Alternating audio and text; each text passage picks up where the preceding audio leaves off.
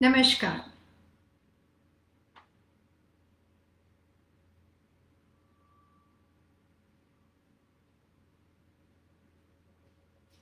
नमस्कार, मैं पल्लवी छलावड़ा, आपकी vastu feng shui consultant. Vastu feng shui के एक और नए लाइव शो में आप सभी का स्वागत है। हम हमेशा की तरह हर वीकेंड में सैटरडे और संडे 3 से 4:30 बजे यूएस के ईस्टर्न टाइम जोन के अनुसार आपके साथ एक लाइव शो करते हैं, जिसमें आपके क्वेश्चनों के आंसर दिए जाते हैं, ईमेल को देखा जाता है और जो भी बातें जिस टॉपिक को उस वीक के लिए सिलेक्ट किया जाता है उसके बारे में, वास्तुशास्त्र के बारे में जो मिसकॉन्सेप्ट है, जो मिसअंडरस्टैंडिंग है, उसके बारे में सही इंफॉर्मेशन को दिया जाता है। सो अलग अलग 3 अलग अलग तरह के सेगमेंट के अंदर ये शो बना हुआ है और 1.5 घंटे का शो रहता है, जिसमें आप अपने परिवार के बारे में, अपने फैमिली मेंबर के बारे में, जो भी वास्तु से रिलेटेड इंफॉर्मेशन को जानना चाहते हो, उसके लिए आपको उस व्यक्ति का नाम, date of birth, time of birth, place of birth along with your question and query, एक साथ इंफॉर्मेशन को आपको यहाँ पे चैट मैसेज में भेजना है और आपके सवालों की उसके जो भी ज़रूरी जवाब है उसमें जो बात कॉम समांतर स्तर पे है या फिर अगर इंडिविजुअल है तो उसके बारे में हम आपको यहाँ पे अलग अलग तरह से, जिन लोगों के लिए कॉमन वास्तुशास्त्र के बारे में बात हो, व्यक्ति दर व्यक्ति इंडिविजुअल हो, तो उसके बारे में हम आपको बताते हैं, जो इन्फॉर्मेशन आप लिख भी सकते हो। आज के सब्जेक्ट में हमें बात करनी है main door position and vastu, घर का मुख्य द्वार। घर के मुख्य द्वार के लिए वास्तु में ऐसे क्या समांतर रूल्स एंड रेगुलेशन, यहाँ पे बात व्यक्ति दर व्यक्ति नहीं चलती है। हम यहाँ पे इस टॉपिक को दो अलग अलग तरह से समझने की कोशिश करेंगे, commercial building and residential. Commercial में थोड़ा सा डिफरेंट हो सकता है क्योंकि नेचर ऑफ बिजनेस के हिसाब से बातें अलग अलग जाती हैं, लेकिन घरों के लिए कोई भी तरह का अपार्टमेंट बिल्डिंग हो, टाउन होम हो, सिंगल फैमिली होम हो, घर के अंदर घर के बनी हुई चीज़ों के बारे में, स्ट्रक्चर को समझने के लिए जो बातें अभी मैं आपके साथ शेयर करने वाली हूँ, वो बातें इतनी ज़्यादा उपयोगी है जो आपके लिए फ़ायदेमंद है। नेचर ऑफ बिजनेस के अनुसार, जॉब करने के अनुसार, उस घर में नए नए रहने गए हो, रेंटल प्रॉपर्टी हो, आपकी खुद की हो, तो जिन लोगों के घरों में अलग अलग तरह के छोटे मोटे कोई भी इश्यू बने हुए हो, कोई भी दिशा के घर हो, जो बातें आज हम आपके साथ डिस्कस करने वाले हैं वो आप समांतर लेवल पे लिख सकते हो। सबसे पहली बात, जब कभी आप घर को सिलेक्ट करते हो, पहली प्रायोरिटी ऐसी करनी चाहिए कि घर का जो मुख्य दरवाजा होता है वो क्लॉकवाइज खुलना चाहिए, एंटी क्लॉक डोर नहीं होना चाहिए, पॉसिबिलिटी है तो। दूसरी बात, जैसे ही घर का दरवाजा खुलता है और आप घर के अंदर प्रवेश करते हो, पहली बात कि अगर पॉसिबिलिटी हो तो डोर के राइट या लेफ्ट कॉर्नर में कोई भी तरह के वाटर एलिमेंट के डेकोरेशन को कभी भी नहीं लगाना चाहिए। अगर आप कोई भी पानी की व्यवस्था करते हो, वाटरफॉल की व्यवस्था करते हो या कोई भी तरह की वाटर से रिलेटेड चीज़ों की व्यवस्था करते हो, तो उस कंडीशन में फाइनेंशियल लॉस के अंदर जाने की संभावना बहुत बढ़ जाएगी। जैसे ही मान लो कि अभी मैं आपके घर में एंटर कर रही हूँ और मेरे राइट साइड जो शोल्डर है, जब आप घर में प्रवेश करते हो तो राइट साइड के शोल्डर में अगर आपने दो दिशा में नहीं रखा है, राइट लेफ्ट दो बाजू नहीं रखा है, लेकिन आपने राइट साइड में एक वेरियम रखा है, वाटरफॉल की तस्वीर लगाई है, पानी से रिलेटेड कोई भी तरह के एलिमेंट्स का डेकोरेशन रखा हुआ है। कई बार लोग छोटे अलग अलग तरह के वाटरफॉल होते हैं जो कॉन्सल टेबल पे वहां पे लगाते हैं। तो जैसे ही दरवाजे में प्रवेश करने के साथ राइट हैंड साइड के अंदर अगर आपने पानी की व्यवस्था की है, तो जब से आपने रखा होगा उसके 120 दिन के बाद उस प्रॉपर्टी में हमेशा एक्सीडेंटली खर्चा होता रहेगा। किसी भी तरह से पानी बाहर जाए, किसी भी तरह से पानी के फोर्स की तरह पैसा पानी की तरह बाहर जाएगा और आपको फाइनेंशियल लॉस होगा, लेकिन पॉकेट मनी में, एक्सपेंस में। तो अकेले राइट हैंड साइड में पानी रखने से घर के खर्चे बढ़ जाते हैं, एक्सपेंस बढ़ जाते हैं, आउटगोइंग बढ़ जाता है। लेकिन राइट एंड लेफ्ट दोनों जगह पे पानी रखने से अगर कोई भी कि आप बिजनेस में हो तो वहां पे आपको फाइनेंशियल लॉस हो जाएगा। पार्टनरशिप में बिजनेस होगा तो पार्टनरशिप के अंदर भी परेशानी हो जाएगी। तो मुख्य दरवाजे के अंदर जैसे ही अमेरिका में घर में जाते हो तो उसको फॉयर बोलते हैं, और डोर को टच करके बराबर जो यहाँ से दरवाजे में प्रवेश करने से पहले बाहर का एरिया होता है उसको अमेरिका में पोर्च बोलते हैं। हम इंडिया में बोलते हैं कि शायद उसको आंगन बोलते हैं, जो बाहर का एरिया होता है। घर के अंदर प्रवेश करने के बाद जो एरिया होता है उसको हम लोग फॉयर, वहां पे भी यूएस इंडिया में भी फॉयर ही कहते हैं। तो जो मुख्य प्रवेश द्वार के आसपास की सजावट है उसमें सबसे पहले वाटर एलिमेंट को नहीं होना चाहिए। अगर जो लोग मेरे प्रोग्राम को सुनते हैं, कोविड-19 की वजह से ये सब पैंडेमिक सिचुएशन में किन लोगों को पैसा रुका हो, जॉब में सैलरी ना आती हो, फाइनेंशियल लॉस किसी भी वजह से हुआ हो, तो पहले जाके घर के प्रवेश द्वार के पास देखें। दिशा देखनी ही नहीं है, मेन डोर के पास देखे और राइट और लेफ्ट कॉर्नर में पानी की व्यवस्था हो तो पहले उसको निकाल दे, रिड ऑफ कर दे या बंद कर दे। डिपेंड करता है कि क्या सिचुएशन है और किस तरह से आप उसको हैंडल कर सकते हो। दूसरी बात, घर का मुख्य दरवाजा जो होता है उसमें जैसे ही आप प्रवेश करते हो, मेन डोर के आसपास कहीं पे भी मिरर रिफ्लेक्शन नहीं होना चाहिए। पॉजिटिव एनर्जी जब दरवाजे से घर में प्रवेश करती है, पॉजिटिव एनर्जी जब घर में आती है, तो मिरर का नेचर है कि वो एनर्जी को रिफ्लेक्ट करता है। तो अगर आप मेन डोर के आसपास मिरर पोजीशन को रखते हो, मान लो कि आप घर में दरवाजे में दाखिल हुए, राइट और लेफ्ट कॉर्नर में आपने कहीं पे भी मिरर की व्यवस्था की हो, छोटे मिरर हो, बड़े हो, कोई भी साइज के हो सकते हैं, लेकिन अगर वो मिरर रिफ्लेक्शन होता हो तो आपके घर में आने वाली सकारात्मक ऊर्जा, पॉजिटिव एनर्जी उस मिरर में होने की वजह से वो रिफ्लेक्ट हो जाएगी। मिरर जो होता है वो एनर्जी को रिफ्लेक्ट करता है, तो जिसकी वजह से आपकी नई अपॉर्चुनिटी, आगे बढ़ने की उम्मीद, आगे बढ़ने के प्रयास, नया डेवलपमेंट रुक जाएगा। जहां पे हो घर वहीं पे बना रहेगा और फ्रोजन सिचुएशन आ जाएगी। सो सारी चीज ऐसी हो जाएगी जो धीरे धीरे सफोकेट सिचुएशन में लेकर आएगी। सो वास्तु शास्त्र के नियम के अनुसार घर, अपार्टमेंट बिल्डिंग, कॉन्डोमिनियम, किसी भी रिलीजन की व्यक्ति हो, किसी भी कंट्री में रहने वाला व्यक्ति क्यों ना हो, कॉमन वास्तु दोष से अपने आप को बचाने के लिए मुख्य दरवाजे के आसपास मिरर का उपयोग कतई ही नहीं करना चाहिए। तीसरी सबसे इंपॉर्टेंट बात, लोगों को बड़ी आदत होती है दरवाजे के ऊपर नेल डालने की। दरवाजे के ऊपर लोग अलग अलग तरह की घोड़े की नाल लगा देते हैं, अलग अलग तरह के जो भी रिलीजियस उनके आस्था होती है तो अलग अलग तरह की चीजें लगा देते हैं।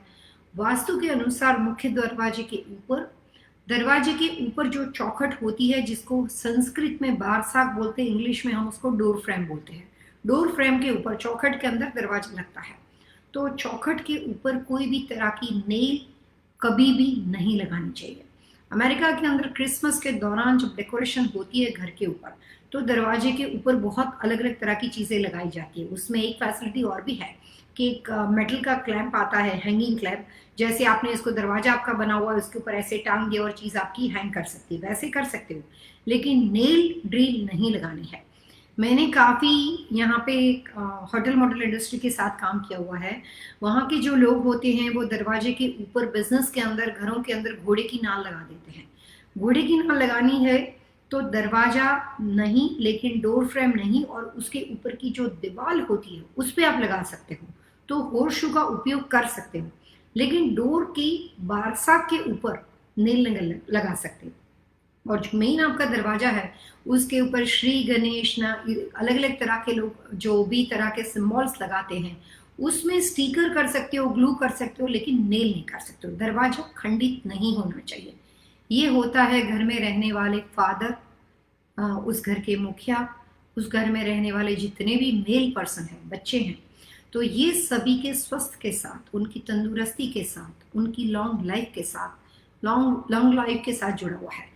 तो दरवाजा खंडित कभी भी नहीं होना चाहिए। यहाँ तक कि वास्तु शास्त्र में दरवाजे की चौखट को एक बार चढ़ाने के बाद उसको उतारा भी नहीं जाता, उसको बहुत ही गहरा वास्तु दोष माना जाता है। तो कभी भी डोर फ्रेम के ऊपर कोई भी तरह की ऐसी चीजें नहीं होनी चाहिए जिसकी वजह से दरवाजे के ऊपर हमें छेद करना पड़े और जिसकी वजह से हमें डोर के ऊपर कोई भी तरह की नेल की व्यवस्था की वजह से वहां पे ड्रिल करना पड़े। तो इस तरह की व्यवस्था वास्तु में खामीपूर्ण व्यवस्था मानी जाती है। तीसरी सबसे इम्पोर्टेंट बात, 2 दिन पहले मैं किसी के साथ ऑनलाइन कंसल्टिंग कर रही थी।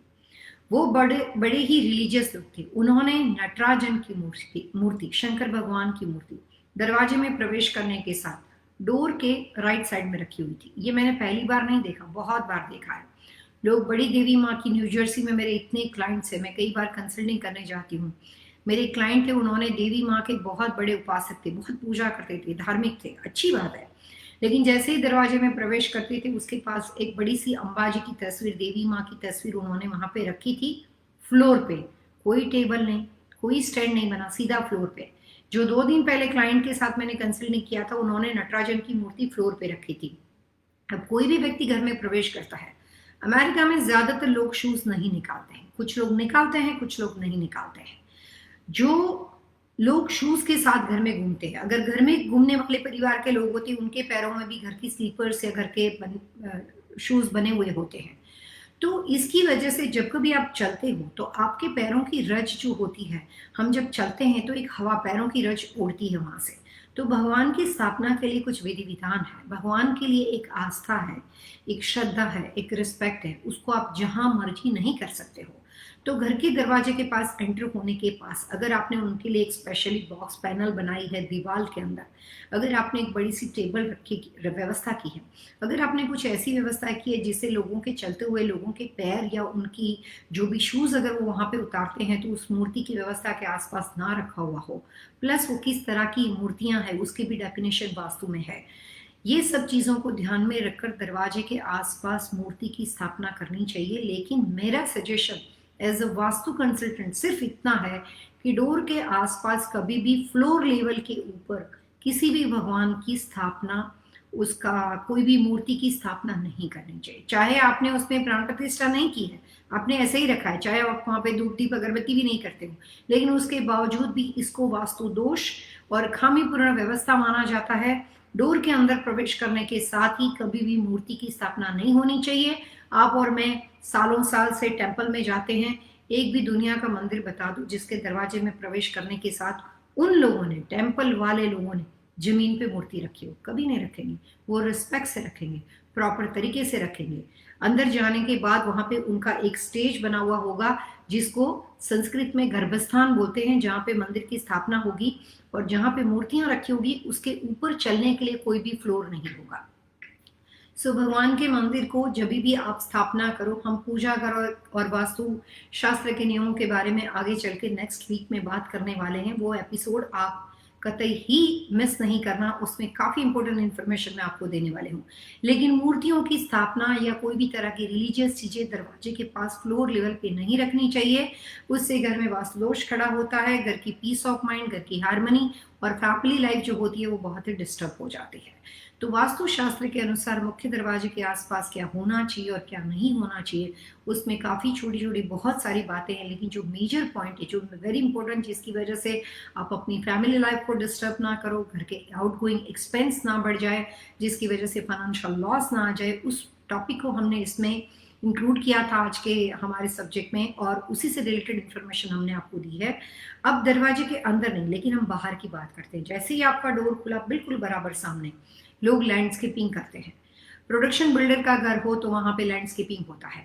तो जैसे ही दरवाजा खुलता है, बराबर सामने आपके खुद के लॉट में कोई भी ट्री नहीं होना चाहिए। दूसरी बात, आपका नहीं है लेकिन आपके नेबर का है। डोर आपका खुला, घर के सामने कोई भी तरह का लैम्प पोस्ट, घर के सामने कोई भी तरह का ट्री, चाहे कोई भी हाइट का क्यों ना हो, कभी भी नहीं होना चाहिए। काफी लोग अलग अलग तरह के वाटरफॉल की व्यवस्था करते हैं। जैसे डोर खुला, सामने वाटरफॉल। वास्तु शास्त्र के नियम के अनुसार घर का दरवाजा खुलने के साथ अगर आप 4 से 4.5 फीट तक का जो एरिया होता है, उतने एरिया में कोई भी stone, tall, heavy, more than 36 inch से 42 इंच से ज्यादा बड़ी हाइट वाली चीजों को नहीं रख सकते हो। चाहे उस दिशा में उत्तर दिशा हो, चाहे वाटरफॉल हो, लेकिन उतनी जगह आपको क्लियर स्पेस के लिए खाली रखनी है। हमारा जो शरीर है, जो अलग अलग तरह के नव दरवाजों से बना हुआ शरीर है। नव दरवाजे इसलिए बोलते हैं कि हमारे कानों से हवा जाती है, हमारी नाक से हवा जाती है, हमारे शरीर के अलग अलग भागों से, हमारे मुंह से हवा जाती है। तो हमारे पास इनकमिंग आउटगोइंग, ये हमारा शरीर जो है वो हमारा घर है। तो हमारा जो खाना खाने का तरीका है, जिससे हमें शक्ति मिलती है, हम जो खाना खाते हैं उस फूड से हमारी डाइजेस्ट सिस्टम मजबूत होती है, हमारा ब्लड बनता है और हमारी सारी सिस्टम जो होती है वो एक्टिवेट रहती है। तो आपका मुंह जो है वो आपके घर का जैसे प्रवेश द्वार, घर का मेन डोर होता है, वैसे इंसान के शरीर के लिए एनर्जी का उसका मेन प्रवेश द्वार उसका मुंह होता है। जब कभी आप खाना खाते हो और कोई आपके सामने ऐसी रुकावट खड़ी कर देगी तो आपके लिए बहुत मुश्किल हो जाएगा खाना खाना। आपके पास डायरेक्ट एक्सेस नहीं रहेगा, ऐसे ऐसे करके घूम फिर के आना कंफर्टेबल नहीं होता है। जैसे ही आगे ऑब्स्टिकल होगा, कुछ लोगों को सफोकेशन होनी शुरू हो जाती है क्योंकि ब्रीदिंग प्रॉब्लम हो जाती है। तो जैसे हम चाहते हैं कि खुली हवा में रहना, अपने आसपास हमेशा एक ओरा के आसपास स्पेस क्रिएट करना हमारा कंफर्ट लेवल होता है। ऐसा ही घर का मुख्य द्वार है। मेन डोर के आसपास स्पेसियस होना, एयर सर्कुलेशन का फोर्स प्रॉपर होना, वहाँ पे प्रॉपर लाइट होना, अंधेरा होना, गहराई होना। अगर आपका घर किसी भी वजह से कोई स्ट्रीट के अंदर ऐसे बना हुआ है कि लाइट नहीं है, आर्टिफिशियल लगा दो, शैंडलियर लगा दो, वो तो आपके हाथ में है। घर का दरवाजा हमेशा प्रकाशित होना चाहिए। अगर कुछ लोगों को आदत होती है कि वो इवनिंग टाइम पे घर में लाइट नहीं जलाते, लेकिन मुख्य द्वार पे प्लीज रखिए। फॉयर एरिया के अंदर शाम को जिस तरह से आपके वहां पे अंधेरा होता हो, 7 बजे, 8 बजे, 9 बजे, विंटर समर में अलग अलग टाइम जोन होते हैं। जब कभी आपको लगता है कि बहुत ज्यादा डार्क हो गया, तो उस वक्त मुख्य डोर के आसपास के एरिया में एक सुंदर सा शैंडलियर जाके चालू कर दीजिए, वहां पे लाइट रखिए। जब तक घर में लोग यहाँ पे घूमते रहते हैं तब तक वो लाइट को रखिए। जब आप रात को सो जाते हो तब जाके डेफिनेटली आप उसको स्विच ऑफ कर सकते हो।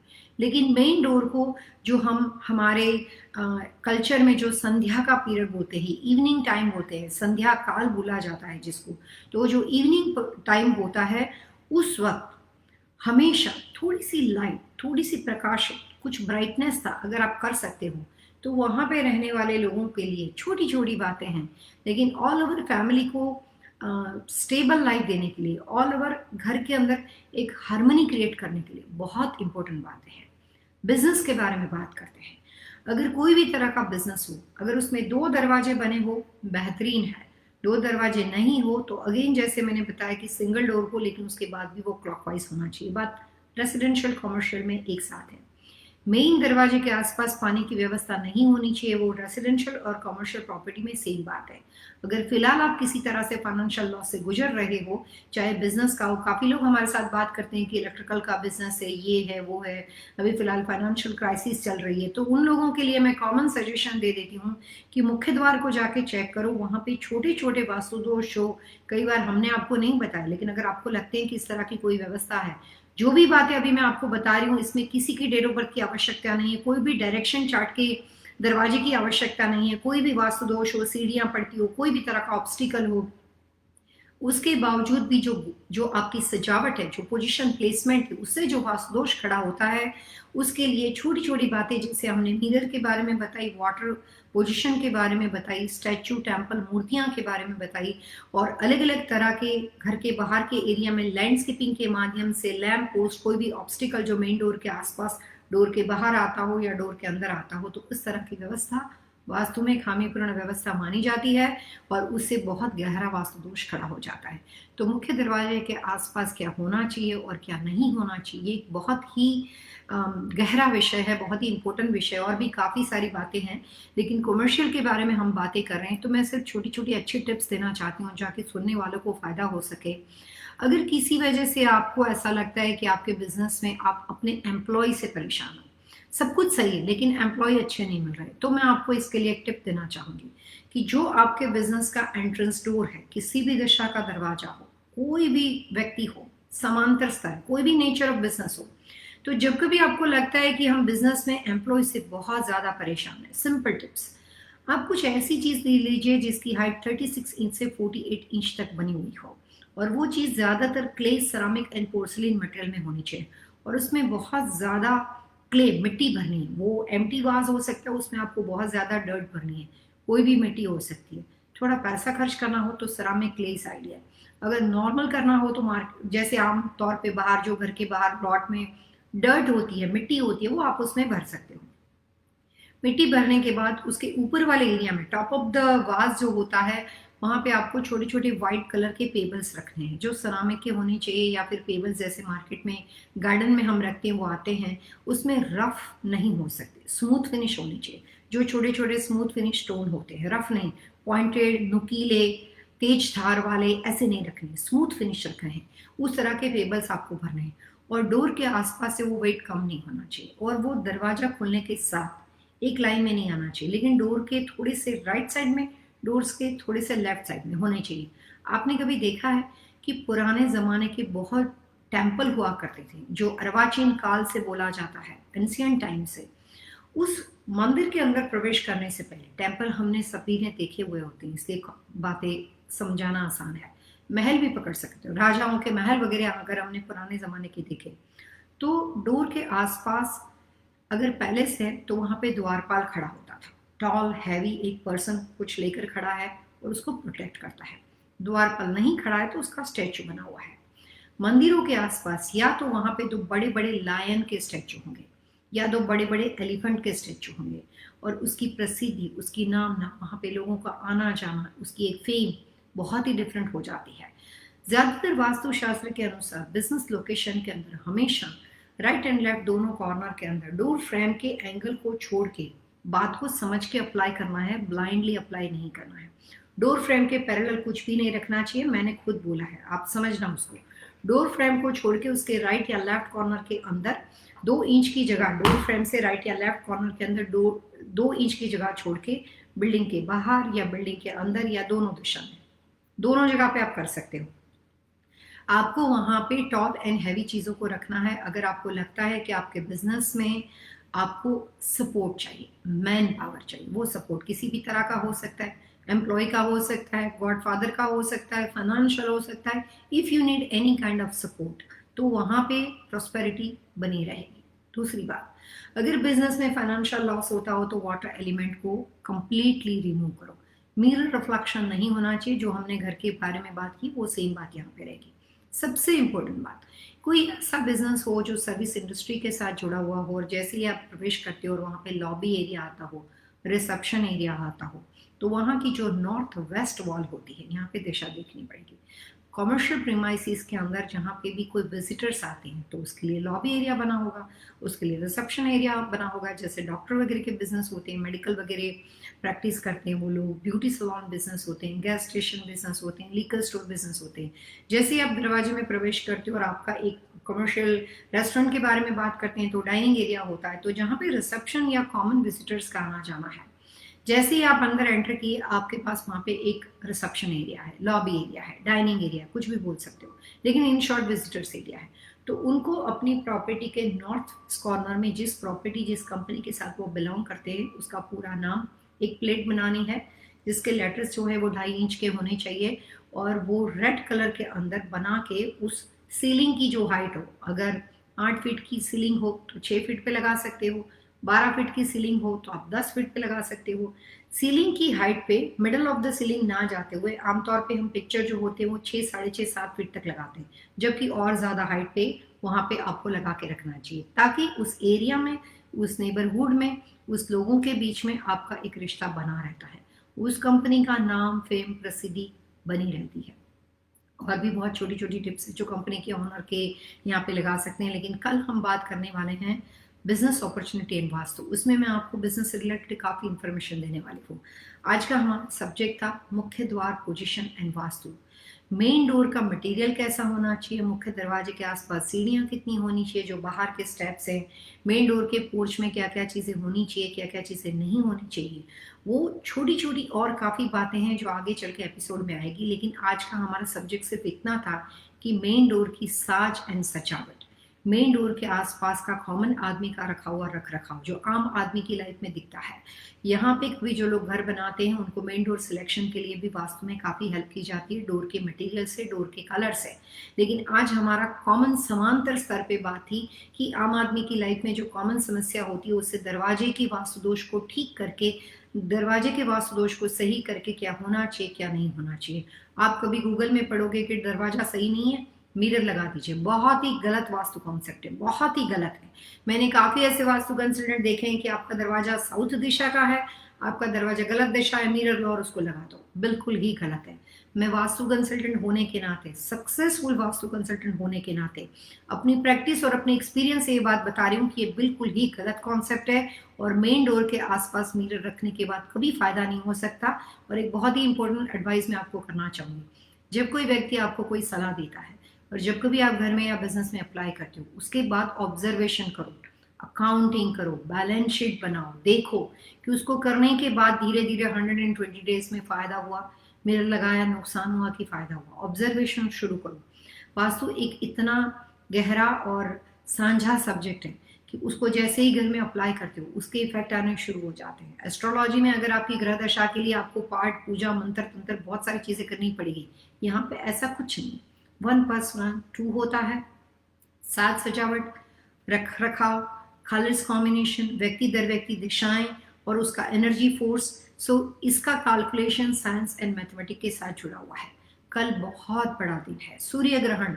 कल एक ऐसा भारी दिन है जिसके अंदर काफी लोग अलग अलग नए बिजनेस की शुरुआत नहीं करते हैं। कल के दिन में जो उनका रूटीन काम है वो चलते हैं। लोग आसमान की ओर नहीं देखते हैं, सूरज की ओर नहीं देखेंगे, क्योंकि ग्रहण का मतलब होता है कि एक प्लेनेट के अंदर से दूसरा प्लेनेट वहां से पास होता है।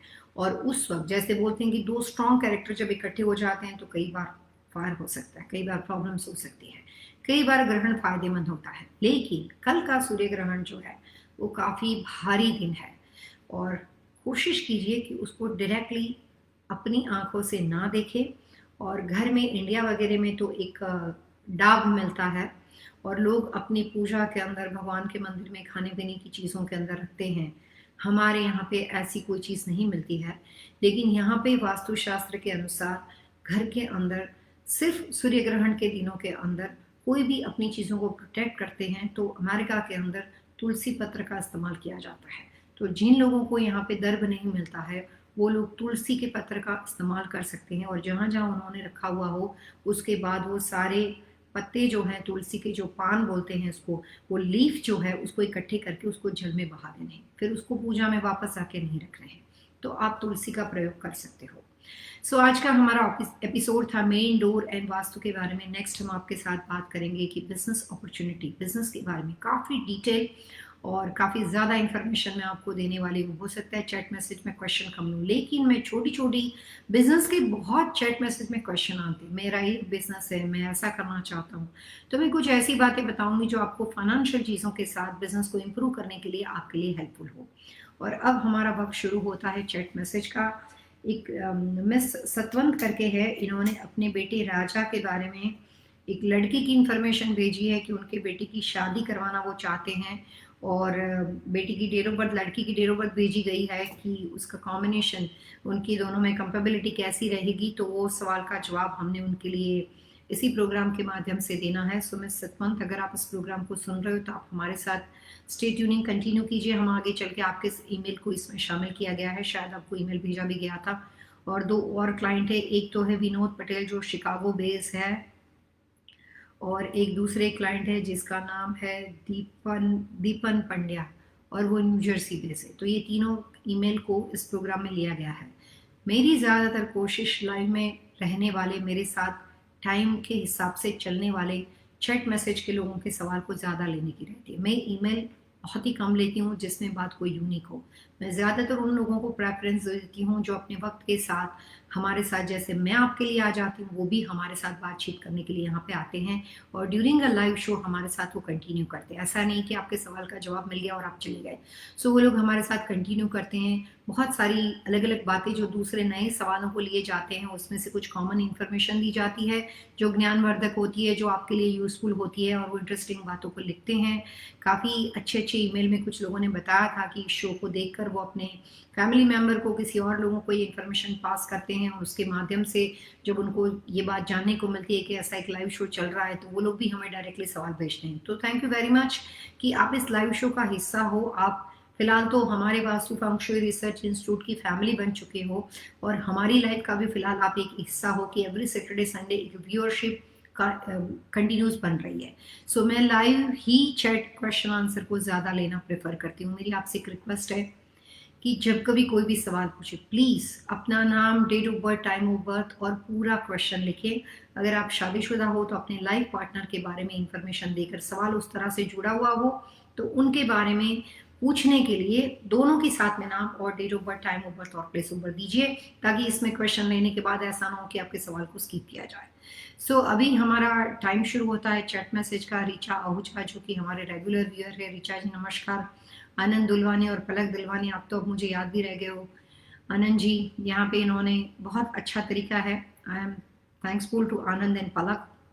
दोबारा उन्होंने सवाल पूछा और उन्होंने अपनी नाम, डेट ऑफ बर्थ, सारी इंफॉर्मेशन दोबारा मुझे बताई है। उन्होंने अपनी एल्डर डॉटर के बारे में बताया है, गुरप्रीत दुलवानी, और यंगर डॉटर है लवी लवी दुलवानी, और उसके बारे में बताया है जहाँ which career is for study suitable for my daughter, simply guide which direction in Cornwall is favorable for them. Shall I change my daughter's name is Gurpreet and what shall I do? Okay.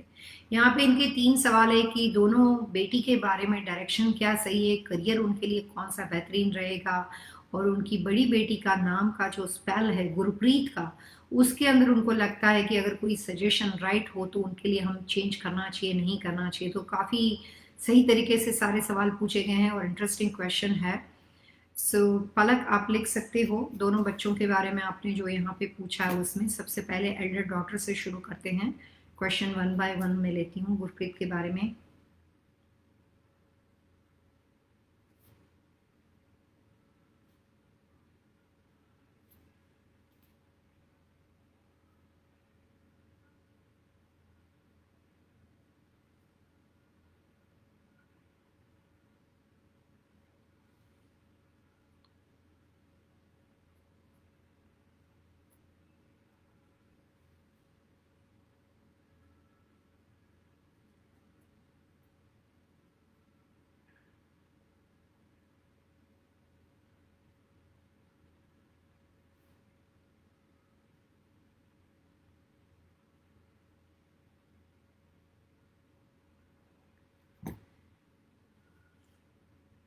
जो गुरप्रीत का जो date of birth और उसकी जो personality है, मुझे लगता है कि काफ़ी हद तक गुरप्रीत का जो नेचर है वो मिस्टर आनंद जी की तरह है। मैंने उनका चार्ट देखा हुआ था एक बार, एंड शायद लवी का जो डायरेक्शन चार्ट है वो बहुत ही डिफरेंट है। लवी बहुत ही इमोशनल बच्चा है और काफ़ी स्वीट है और दिखने में भी बहुत सुंदर होगी और अच्छी नेचर है उसकी। आगे चलने के बाद वो इतना मीठा बोलेगी ना कि अपनी बातों से अपने फादर से जो भी चीज़ करवानी है करवा सकती है। बहुत अच्छा चार्ट है बेटी का। गुरप्रीत थोड़ी सी स्ट्रॉन्ग कैरेक्टर है, वो अपने हिसाब से चलने वाला बच्चा है। गुरप्रीत के लिए आप लिख लीजिए, आप नॉर्थ वेस्ट वायव्य दशा में उसकी व्यवस्था कर सकते हो पढ़ाई की या बेडरूम की, और दूसरा कमरा उसके लिए वेस्ट हो सकता है। लवी के लिए कम्प्लीटली डिफरेंट डायरेक्शन है। जितना गुरप्रीत के लिए चाहिए ऐसा कुछ भी हमें लवी के लिए नहीं चाहिए, और उसके लिए बेहतरीन डायरेक्शन है नॉर्थ ईस्ट, और दूसरी अच्छी दिशा है नॉर्थ यानी उत्तर दिशा।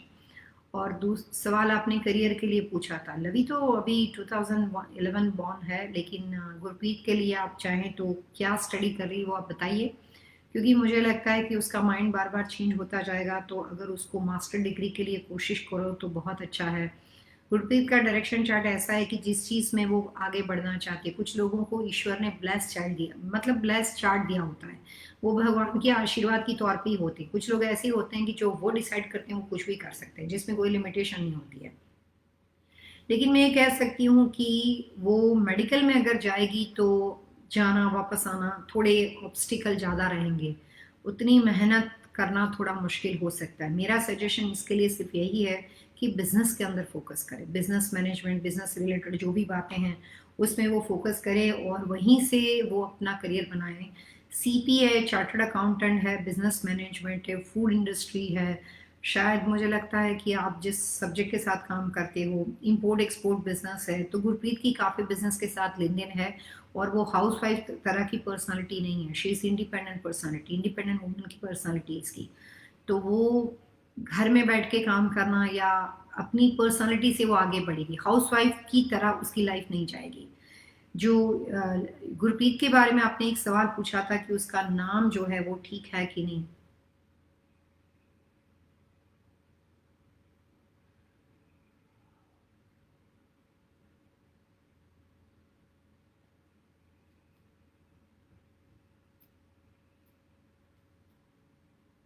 आई डोंट थिंक सो कि अभी उसके नाम को बदलने की ज़रूरत है। अगर बदलना है आपको तो उसमें एक स्पेल ऐड कर सकते हो, लेकिन अभी नहीं बदलना चाहिए। ये जब इसकी ग्रेजुएशन लेवल ख़त्म हो जाती है उसके बाद आपको नाम बदलना है तो बदलो। अगर अभी आप नाम बदलोगे तो बहुत मुश्किल हो जाएगी, क्योंकि वो थोड़ी सी स्टबन है। तो अगर आप उसको बचपन से इतना ज़्यादा हायर जो उसकी डेट ऑफ बर्थ और पर्सनालिटी के हिसाब से उसको और ज़्यादा स्टबन बनाने वाली चीज़ें हैं और ज़्यादा एक्टिवेट बनाने वाली चीज़ें, उभर के आने वाली पर्सनालिटी है, एक्सपोजर मिलने ऐसी पर्सनालिटी है, उसमें अगर आप जाओगे तो कई बार कुछ लोगों की चार्ट ऐसे होती है कि एक फ़ायदा दूसरा नुकसान होता है।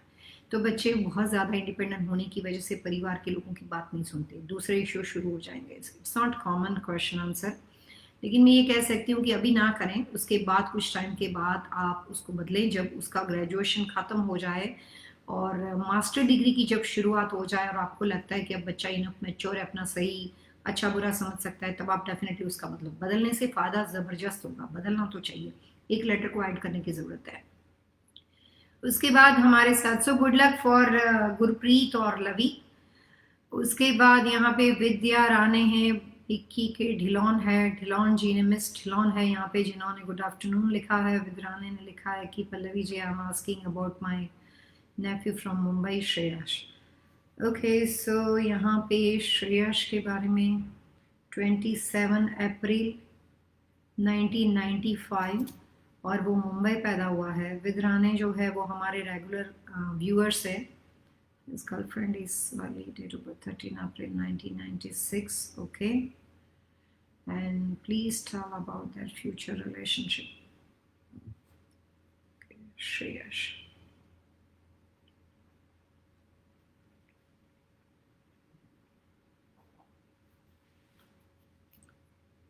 Swarli.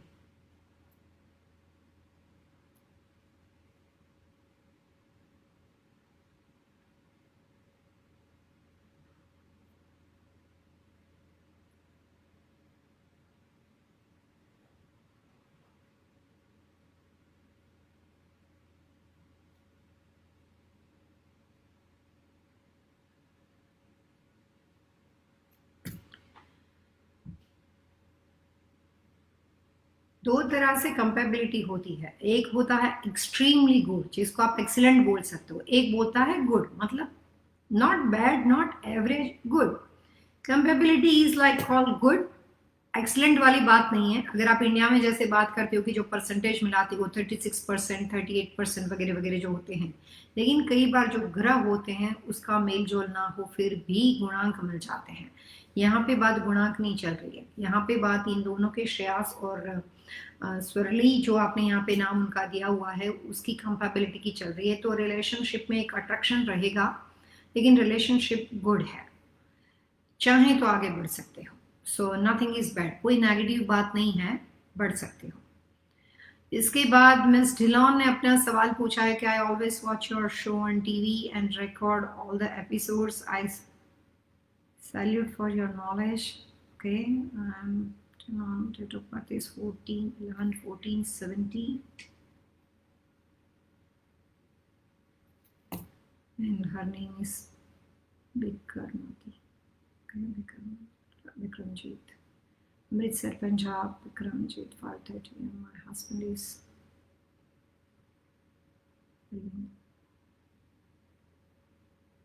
the Dhillon.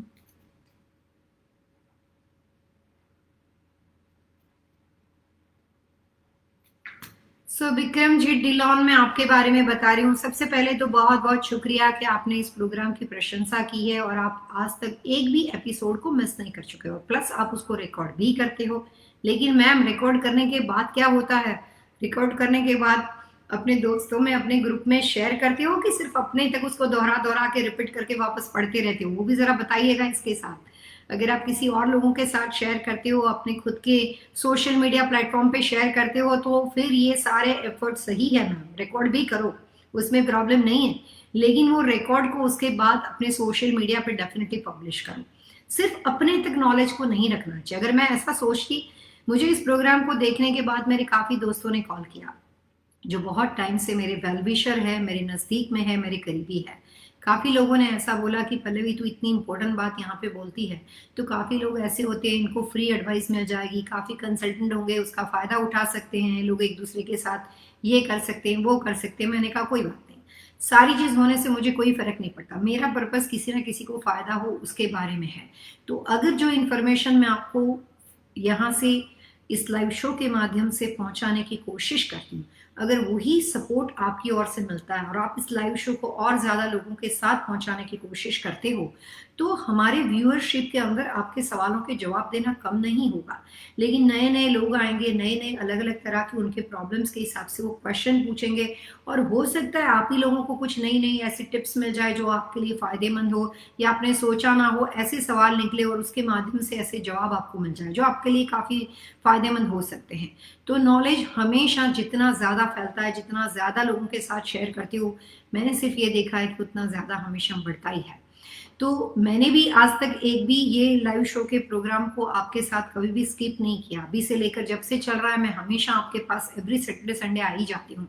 So thank you very much miss टिलॉन, जो आपने इतना अच्छा प्रशंसा की, आप प्रोग्राम को रिकॉर्ड करते हो, मुझे बहुत अच्छा लगा आपके अप्रिसिएशन को सुन के। और जो इन्फॉर्मेशन आपने अपने बारे में लिखी बताई है, 11-14-1970 आपकी डेट ऑफ बर्थ है, टाइम ऑफ बर्थ दिया है, अपने हस्बैंड बलविंदर के बारे में आपने जो इन्फॉर्मेशन बताई है वो सारी मैंने यहाँ पे नोट डाउन की है।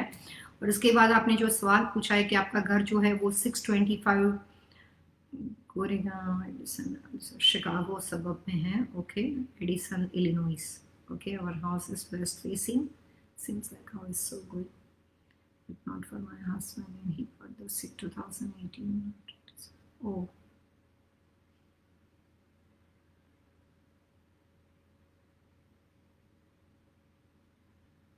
सो आपका कंसर्न आपके हस्बैंड की हेल्थ के साथ जुड़ा हुआ है। जिस घर में आप रहते हो उसमें आप सक्सेसफुल हो और आपका घर जो है वो वेस्ट फेसिंग है, और बलविंदर जी जो है वो जो भी रीजन है लेकिन उनके हेल्थ इश्यू है, ओके।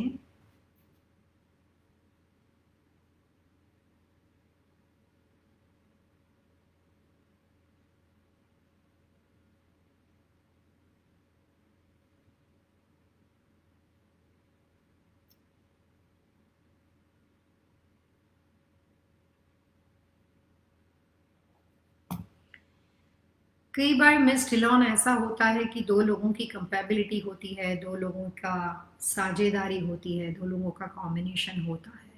तो कई बार ऐसा होता है मैम कि एक आदमी बहुत आगे निकल जाता है और दूसरा व्यक्ति जो होता है वो वहाँ पे ही रुक जाता है।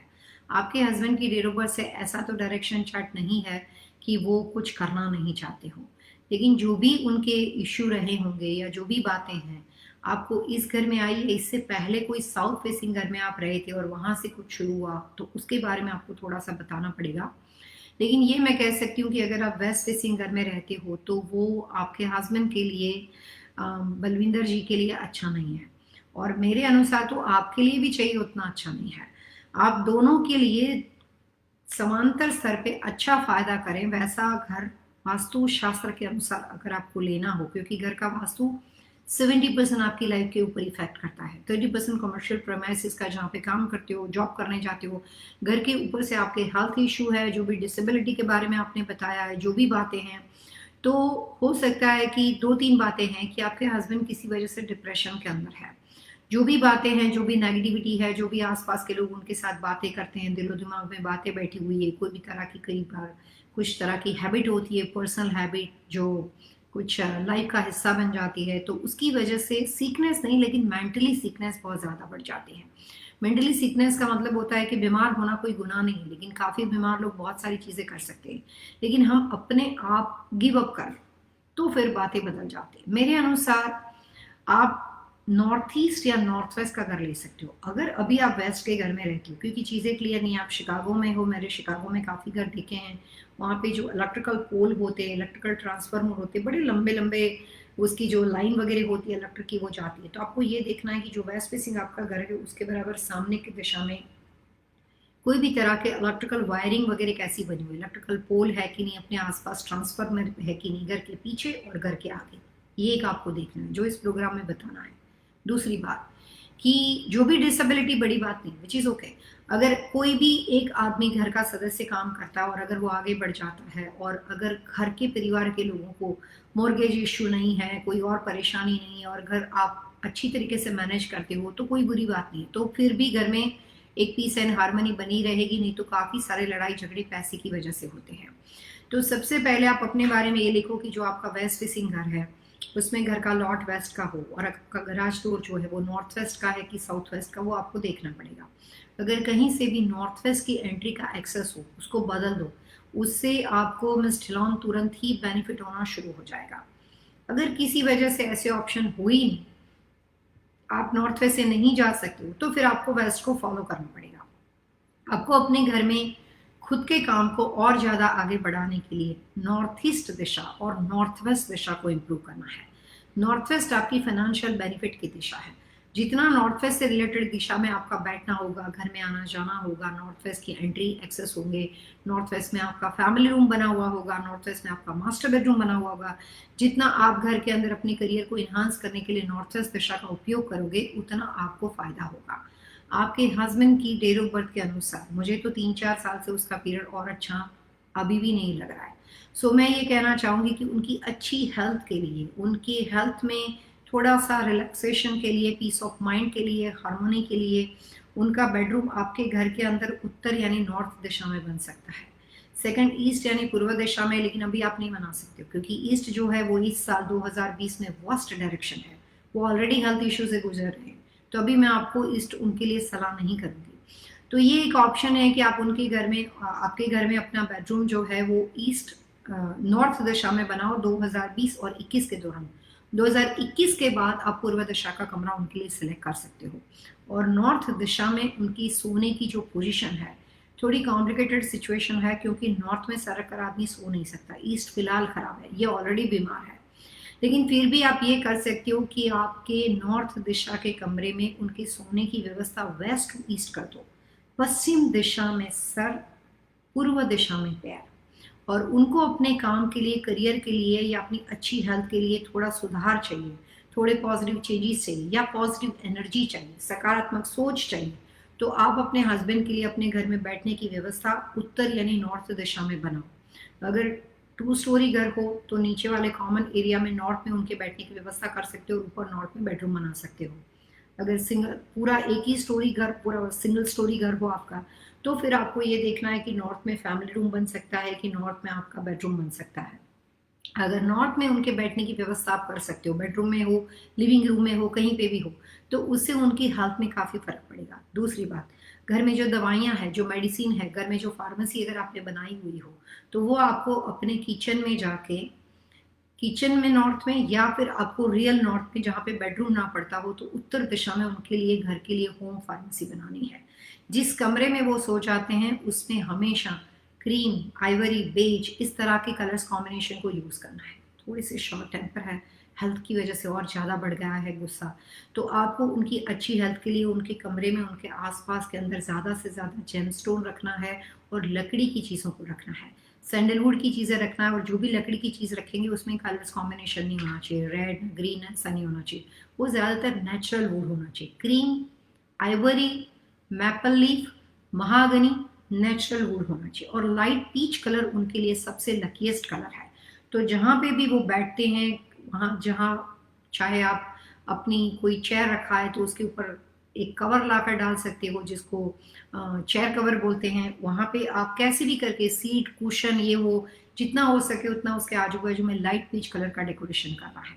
ये सारी चीज़ें जो है, ये सारे उपाय करने के बावजूद भी उनकी खुद की डेट ऑफ बर्थ और पर्सनालिटी के हिसाब से आने वाले करीबन 4 साल का पीरियड अच्छा नहीं आ रहा है। लेकिन 2020 और 2021 में आपको उनका ध्यान ज़्यादा रखना है। उससे सबसे बड़ा फायदा ये होगा कि अभी के पीरियड में जो इतनी नेगेटिविटी है, जो भी तरह की नाराज़गी है, जो भी तरह के नेचर में फ्रस्ट्रेशन है, वो कम हो जाएगा, वो थोड़े रिलैक्स हो जाएंगे। आपके पूरे घर में पानी का डेकोरेशन नहीं होना चाहिए, आपके पूरे घर में नेचुरल प्लांट नहीं होना चाहिए, और उत्तर दिशा के लिए जो आप उसका कमरा बनाओगे उसमें भी नेचुरल प्लांट नहीं होना चाहिए। जितनी बातें मैंने आपको बताई है वो आपने जो अपनी डेट ऑफ बर्थ दी है उसके हिसाब से सिर्फ ये परिवार के लिए बताई है। तो ये सारी बात व्यक्तिगत तौर पे आप तो रिकॉर्ड करते हो तो आपके पास सब कुछ आ जाएगा, आप उसको देखें। और मुझे एक बात ये बताइए कि इससे पहले जिस घर से आप आए हो वो कौन सी दिशा का घर था। अगर मेरे साथ आप इस प्रोग्राम में लाइव हो तो आप मुझे आगे चलने के बाद खाली डायरेक्शन लिख सकते हो, वो मेरे को एक कैलकुलेशन के लिए इम्पोर्टेंट है। मैं आपको एक और छोटी सी टिप्स इसी प्रोग्राम के दौरान भी देना चाहूँगी जो उनके लिए काफ़ी फायदेमंद है। एक डेट देने वाली हूँ, उसमें एक डिगिंग की फॉर्मूला सिखाने वाली हूँ। वो मैं आपको पहले ये समझ लूँ कि आप कौन से दिशा से आए हो, उसके बाद ये बात बता सकती हूँ। So good luck.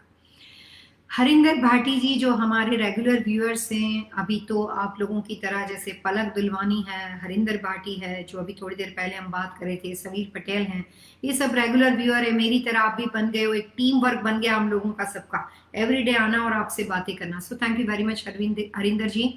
आपके अप्रिसिएशन से मुझे बहुत ही प्रोत्साहन मिलता है, मोटिवेशन मिलता है, अच्छा लगता है, बहुत अच्छा लगता है Harinder ji, thank you very much. उसके बाद उन्होंने एक सवाल पूछा है कि aloe vera cactus plant is okay to grow at home.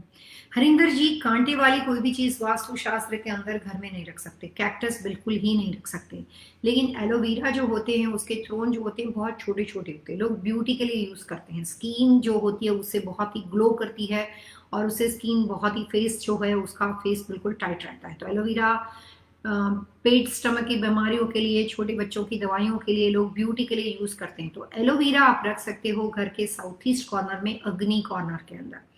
2021 का वास्तु मुझसे जरूर सुनिएगा, 2021 में साउथ ईस्ट में नहीं रखना, बट फिलहाल तो रख सकते हो, लेकिन कैक्टस घर में कभी भी नहीं रखना चाहिए। सो कैक्टस घर के अंदर या घर के बाहर, इंडोर आउटडोर नहीं रखना चाहिए। सो गुड लक फॉर लैंडस्केपिंग, और आगे चल के हम लैंडस्केपिंग के बारे में कोई भी प्रोग्राम में जरूर बात करेंगे। उसके बाद समीर जी हमारे साथ जुड़े हुए हैं। समीर जी गुड आफ्टरनून, वो भी एक रेगुलर व्यूअर से हमारे, और एक अपने सवाल के साथ एक बार फिर हमारे साथ जुड़े हैं। My son to put study table north side was some homework and regarding Samir Patel 4th October 1968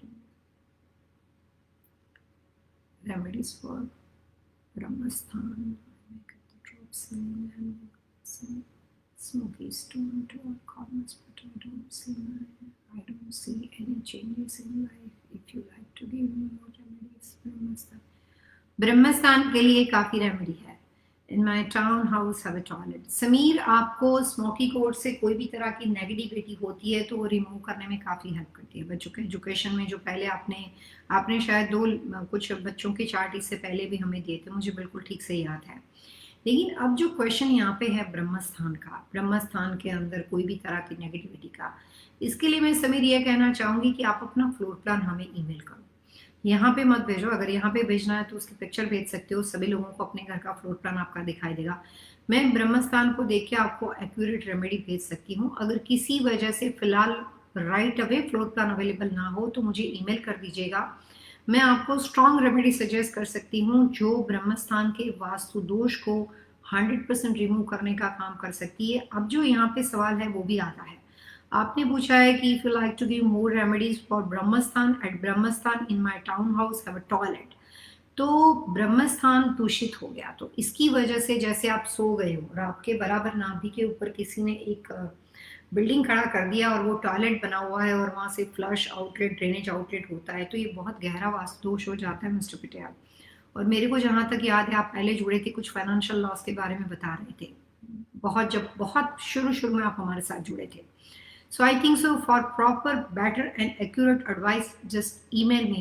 जो भी, अगर आपके पास फ्लोर प्लान ना हो, अपने हाथ से आप बबल स्केच बना के भेज सकते हो तो भी समीर चलेगा, मुझे मेजरमेंट एक्यूरेट ड्राइंग की जरूरत नहीं है, तो जो आपके लिए आसान हो। ये सवाल आपका कंटिन्यू रहेगा और आप इंफॉर्मेशन दो, मैं आपके सवाल का जवाब जरूर दूंगी।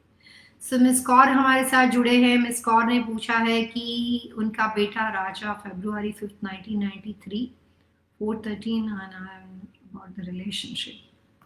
ये जो सवाल हमें पूछा था राजा के बारे में, एक और ईमेल हमें मिला है राजा के लिए। आप सेम पर्सन हो कि कोई और पर्सन हो?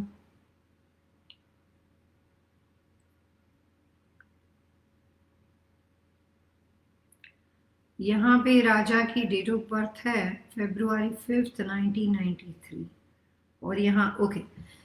सो आप सतवंत ही हो। सो सतवंत, मैंने शुरुआत में ही बताया था कि आपके क्वेश्चन को हमने इस अपने प्रोग्राम में शामिल किया है, और जो आपने राजा के बारे में पूछा था, रिलेशनशिप के लिए बोला था, हर नेम इज सैली, तो उसकी जो डेट ऑफ बर्थ है उसके हिसाब से ये डायरेक्शन चार्ट मिलता है।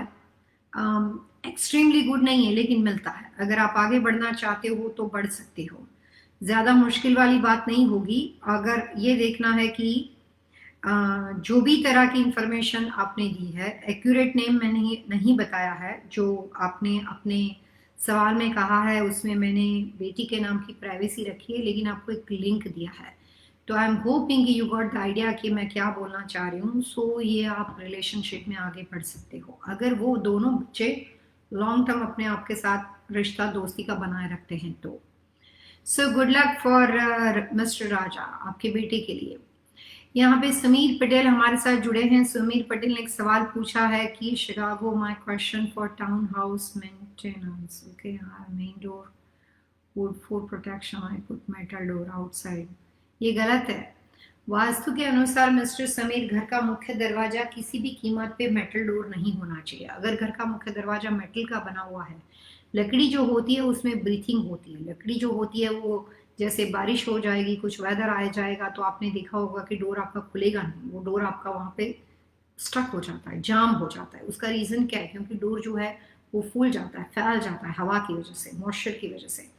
तो जो लकड़ी होती है उसमें नेचुरल लकड़ी के अंदर ब्रीथिंग कैपेसिटी होती है। मेटल में ऐसा कभी कुछ होता ही नहीं। Metal is good for protection, metal is good for low maintenance cost, क्योंकि उसमें कुछ होने वाला नहीं। लेकिन वास्तुशास्त्र के अनुसार घर के अंदर या बिजनेस लोकेशन के अंदर कोई भी तरह का मेन डोर मेटल का या कंप्लीटली ग्लास का बना हुआ हो, जो ग्लास मिरर रिफ्लेक्टेड हो, ये दोनों कंडीशन में नहीं हो सकता।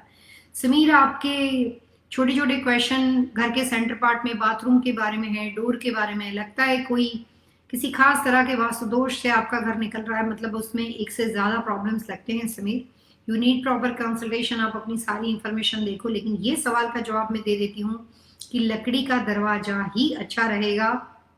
जो भी तरह का प्रोटेक्शन आपको दूसरे तरीके से करना हो, डोर के आगे आप ग्रिल लगा सकते हो मेटल का, या और कोई भी व्यवस्था करनी है तो आप कर सकते हो। मैं आपको सिर्फ सजेशन देती हूँ, करना नहीं करना आपकी मर्जी की बात है, लेकिन वास्तु के अनुसार मेटल डोर अच्छा नहीं माना जाता। और व्हाइट कलर का डोर हो सकता है, लकड़ी का दरवाजा व्हाइट कलर का हो सकता है, बरगंडी कलर का हो सकता है, मोका कलर का हो सकता है, नेचुरल वुड हो सकता है, ब्राउन हो सकता है। ये सब कलर्स वहां पे चलेंगे। ये सबको 10 कलर्स का लिस्ट बोलते हैं। मैं सिंपल ये बता दूं कि 10 कलर्स में जो कलर आते हैं वो सारे डोर में चलते हैं।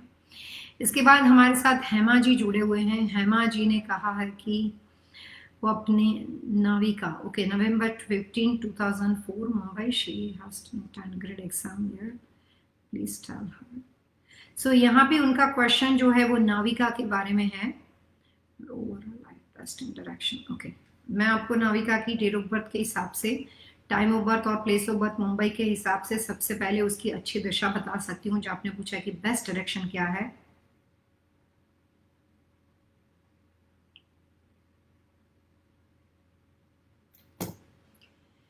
नाविका के लिए फिलहाल काम और स्टडी और करियर में उसको बहुत ज़्यादा एक्स्ट्रा मेहनत करनी पड़ेगी। वो स्मार्ट बच्चा है, लेकिन उसका जो कॉन्फिडेंस लेवल होता है ना, कि जितना हमने पढ़ा है उसके ऊपर हमारा एक भरोसा होता है कि नहीं, इतना मैंने कर लिया, I will definitely achieve this, वो कॉन्फिडेंस लेवल पे होता है। कई बार कुछ बच्चे बहुत ज़्यादा पढ़ते हैं, लेकिन उसको उतना कॉन्फिडेंट नहीं होता है कि जो उतना पढ़ा है उतना ही आएगा, या उस पढ़ेंगे उसके हिसाब से रिजल्ट आ जाएगा। तो कॉन्फिडेंस लेवल को बिल्ड करने की ज़रूरत है। उसके लिए सबसे लकीस्ट दिशा नॉर्थ है, और उसकी second the best direction east है, तीसरी the best direction north east है। और अभी उसको पढ़ाई के लिए अगर आपको कोई भी व्यवस्था करनी है तो आप नॉर्थ यानी उत्तर दिशा में कर सकते हो। ऑल ओवर उसकी लाइफ अच्छी है। ये बहुत ज़्यादा भागा दौड़ी करने वाला बच्चा नहीं है। वाइट कॉलर है, ब्लू कॉलर नहीं है, वाइट कॉलर है। तो इसकी वजह से ऑल ओवर लाइफ अच्छी जाएगी। काफ़ी शौकीन और अच्छा डायरेक्शन चार्ट है उसका। इसको सब चीज़ अपने टाइम टेबल के अनुसार ईश्वर ने जो सिस्टम सेट किया उसके हिसाब से मिल जाएगी। जॉब के टाइम पे जॉब मिल जाएगी, शादी के टाइम पे लड़का मिल जाएगा, पढ़ाई के टाइम पे एडमिशन मिल जाएगा। तो सब चीज़ अकॉर्डिंग टू टाइम टेबल चलती है। सिर्फ कॉन्फिडेंस लेवल को बिल्ड करने से वो और ज़्यादा अचीव कर सकती है जितना वो डिजर्व करती है। तो मेहनतू है, हमेशा परिवार के साथ रहकर, मेच्योरिटी का लेवल है, परिवार के साथ चलने वाला बच्चा, आपके अगेंस्ट नहीं जाएगी। और ऑल ओवर उसका फ्यूचर बहुत अच्छा है। मदर को वैसे भी टेंशन रहती है, आमतौर पे हर मदर को रहती है, लेकिन मुझे इतना नहीं लगता इसकी चिंता करने जैसी जरूरत है। हाँ, इमोशनल है, बुरा लग जाता है, भावुक है, ये सब नेगेटिव पार्ट है। और रिलेशनशिप के और कमजोर है, तो संबंधों में मुश्किल आने के चांसेस है। इसीलिए उसको अपने दोस्तों से प्रॉब्लम होने के चांसेस है। शादी करने के बाद मैरिज लाइफ में थर्ड पार्टी जो भी होती है उसके साथ टाइप्स करने में ऐसा लगता है कि हम ही सब कुछ बर्दाश्त कर रहे हैं। सो ये बात नेचर से शुरू होती है। सिर्फ कॉन्फिडेंस लेवल को बिल्ड करो और उसके आसपास जितनी हो सके उतनी मैग्नेट की चीज़ें रखो, और aqua green, aqua silver, gold, pearl white, इस तरह के कलर्स कॉम्बिनेशन उसके लिए अच्छे रहेंगे नॉर्थ यानी उत्तर दिशा में। So good luck for Namika. उसके बाद में स्कोर है इट्स गुड टू कीप, या कर सकते हो बच्चों की ट्रेन घर में लगा सकते हो। बच्चों के लिए कमरा जो होता है वो आम तौर पे वास्तुशास्त्र के अनुसार जब बच्चे ट्रेन से खेलते हैं तो उससे मोशन क्रिएट हो जाता है।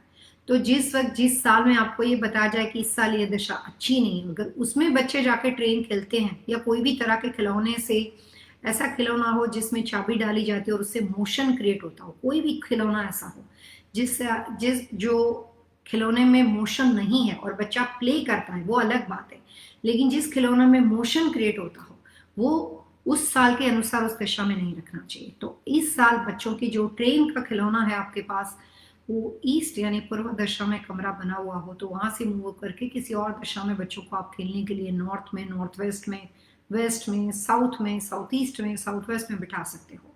लेकिन ये आप बच्चों को खेलने के लिए जो ट्रेन का खिलौना है वो आप दे सकते हो, उससे कोई नुकसान नहीं है।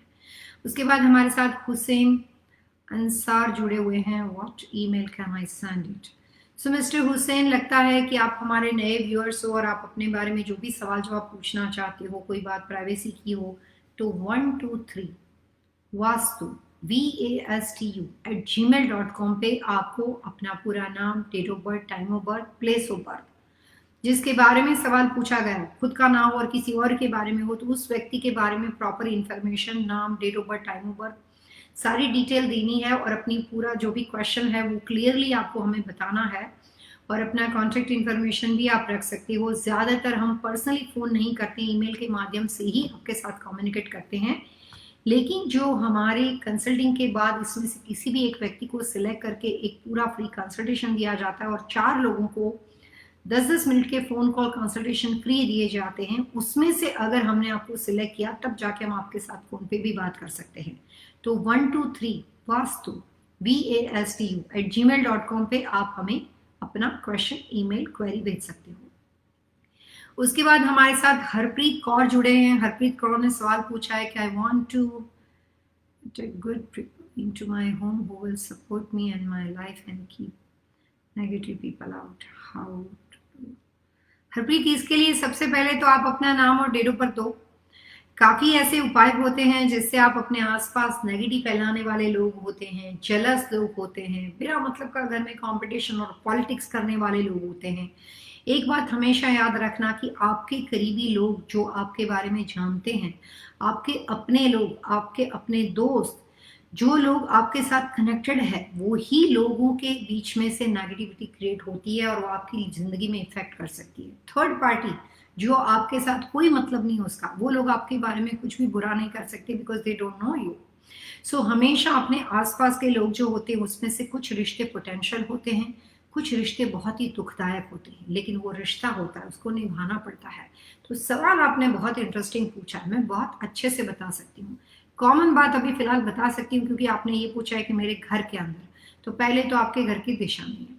दूसरी बात, आप अपना नाम और डेट ऑफ बर्थ दो ताकि मैं आपको ये बता सकूं कि वास्तु शास्त्र से अपने आप को पॉजिटिव कैसे बनाना जाए, पॉजिटिव एनर्जी को कैसे डेवलप किया जाए, which is your best corner, जिसकी वजह से आपकी पर्सनालिटी इंप्रूव हो। बात पैसे की नहीं, पर्सनालिटी इंप्रूवमेंट की है, जो आपकी कॉन्फिडेंस लेवल को बिल्ड करेगी, जिसकी वजह से आपके आजू बाजू में 1000 नेगेटिविटी चले, लेकिन आप अपना कॉन्फिडेंस, आप अपना संयम, आप अपनी मर्यादा बनाए रखोगे और आप उसको किसी भी वजह से विचलित नहीं होगे और आपको वो चीज़ें परेशान नहीं कर सकती। तो यहाँ पे कुछ बातें कॉमन नहीं हो सकती, व्यक्ति दर व्यक्ति इंडिविजुअल अलग अलग होता है, लेकिन आमतौर पे अगर आपको लगता है कि आपके घर में रिलेशनशिप बहुत ही ज़्यादा पेनफुल है या आपके करीबी लोग आपसे बहुत ज़्यादा जलस है, बहुत ज़्यादा आपके अगेंस्ट है, तो 2 वास्तु दोष मकान में हो सकते हैं। पहला वास्तु दोष हो सकता है घर के साउथ ईस्ट कॉर्नर में और दूसरा वास्तु दोष हो सकता है घर के साउथ वेस्ट कॉर्नर में। साउथ वेस्ट के अंदर कोई भी तरह का वास्तु दोष होगा तो आपको अपने लोग, आपके अपने रिश्ते आपके लिए पेनफुल सिचुएशन खड़ा कर देगी और आपके बारे में गलत बोलना शुरू कर देंगे, वो साउथ वेस्ट का वास्तु दोष है। साउथ ईस्ट में कोई भी तरह का वास्तु दोष होगा तो आपके जो दोस्त है, आपके जो फ्रेंड सर्कल है, आपके बहुत ही करीबी लोग हैं, आपके कलीग है जहाँ पे साथ में बैठ के काम करते हो, एक साथ बैठ के खाना खाते हो, तो जो घर का हिस्सा नहीं है, परिवार का हिस्सा नहीं है, लेकिन वो जिंदगी का हिस्सा है। तो ऐसे जो लोग होते हैं जो हमारी लाइफ के साथ वेल कनेक्टेड है, वैसे लोग जो होते हैं वो हमारे लिए हमारी पीठ के पीछे बहुत ही दुखदाई सिचुएशन क्रिएट करने की कोशिश करते हैं, हमारे बारे में नेगेटिविटी फैलाने की कोशिश करते हैं। वास्तु की हेल्प से आप दोनों तरीके से वास्तु दोष में फाइट कर सकते हो, आप उससे अपना पूरा प्रोटेक्शन कर सकते हो। यहाँ पे कुछ बातें व्यक्तिगत तौर पे अलग हो सकती है मिस कौर, आपके लिए कुछ अलग हो सकता है, लेकिन कॉमन अगर आपको लगता है कि आपके अपने परिवार के लोग, आपके सास ससुर, आपके परिवार के लोग, आपके ब्रदर सिस्टर, आपके सिबलिंग, कोई भी रिलेशनशिप हो सकता है, हम कोई पिन पॉइंट नहीं बता सकते, लेकिन अगर आपको लगता है कि साउथ वेस्ट की वजह से बहुत ज़्यादा प्रॉब्लम्स हो रहे हैं, तो सबसे पहले आपको ये करना है कि आपको अपने घर में 260 डिग्री साउथ वेस्ट में जाके एक काफ़ी टॉल एंड हैवी चीज़ को रखना है जो वाइट कलर की बनी हुई हो, सरामिक पोर्सलिन की बनी हुई हो, और उसमें आपको ज़्यादातर उस एरिया में स्टोन की चीज़ें रखनी। कोई भी बैठा हुआ बुद्धा, बैठी हुई चीज़, कटा हुए मूर्ति, कटी हुई कोई भी तरह का डेकोरेशन निकाल देना है। अगर आपको लगता है कि घर में एक्स्ट्रा मैरिटल अफेयर चल रहा है और कोई ऐसी व्यक्ति है जो आपके घर के अंदर की है, आपके परिवार की है, और वो आपकी ज़िंदगी में उसने आपके ऊपर मतलब बहुत ज़्यादा परेशान कर रखा, आप कुछ कर भी नहीं सकते उसका, तो उस कंडीशन में आपको देखना है कि आपके घर में साउथ वेस्ट में कोई भी तरह के फीमेल से रिलेटेड स्टैचू, फीमेल से रिलेटेड कोई भी अलग अलग तरह के डेकोरेशन की कोई भी चीज़ रखी हो, चाहे वो डॉल हो सकती है, चाहे अलग अलग तरह के फीमेल से रिलेटेड कलर्स होते हैं। जितना मेरे पीछे आपको कलर दिखाई दे रहे हैं, ये सारे फीमेल को प्रोटेक्ट करने वाले कलर्स कॉम्बिनेशन है। पीछे देख सकते हो lavender, purple, blue, aqua blue, ये सारे जो कलर्स होते हैं, इस तरह के कलर्स कॉम्बिनेशन के बने हुए पेंटिंग, पिक्चर, पोस्टर, उसको साउथ वेस्ट से निकाल देना चाहिए, उसका साउथ वेस्ट में प्रयोग नहीं करना चाहिए। और अपने घर का नॉर्थ वेस्ट कॉर्नर जो है, वो आपको देखना है कि नॉर्थ वेस्ट में कोई भी तरह का मिरर या वाटर एलिमेंट का डेकोरेशन है तो उसको निकाल देना चाहिए।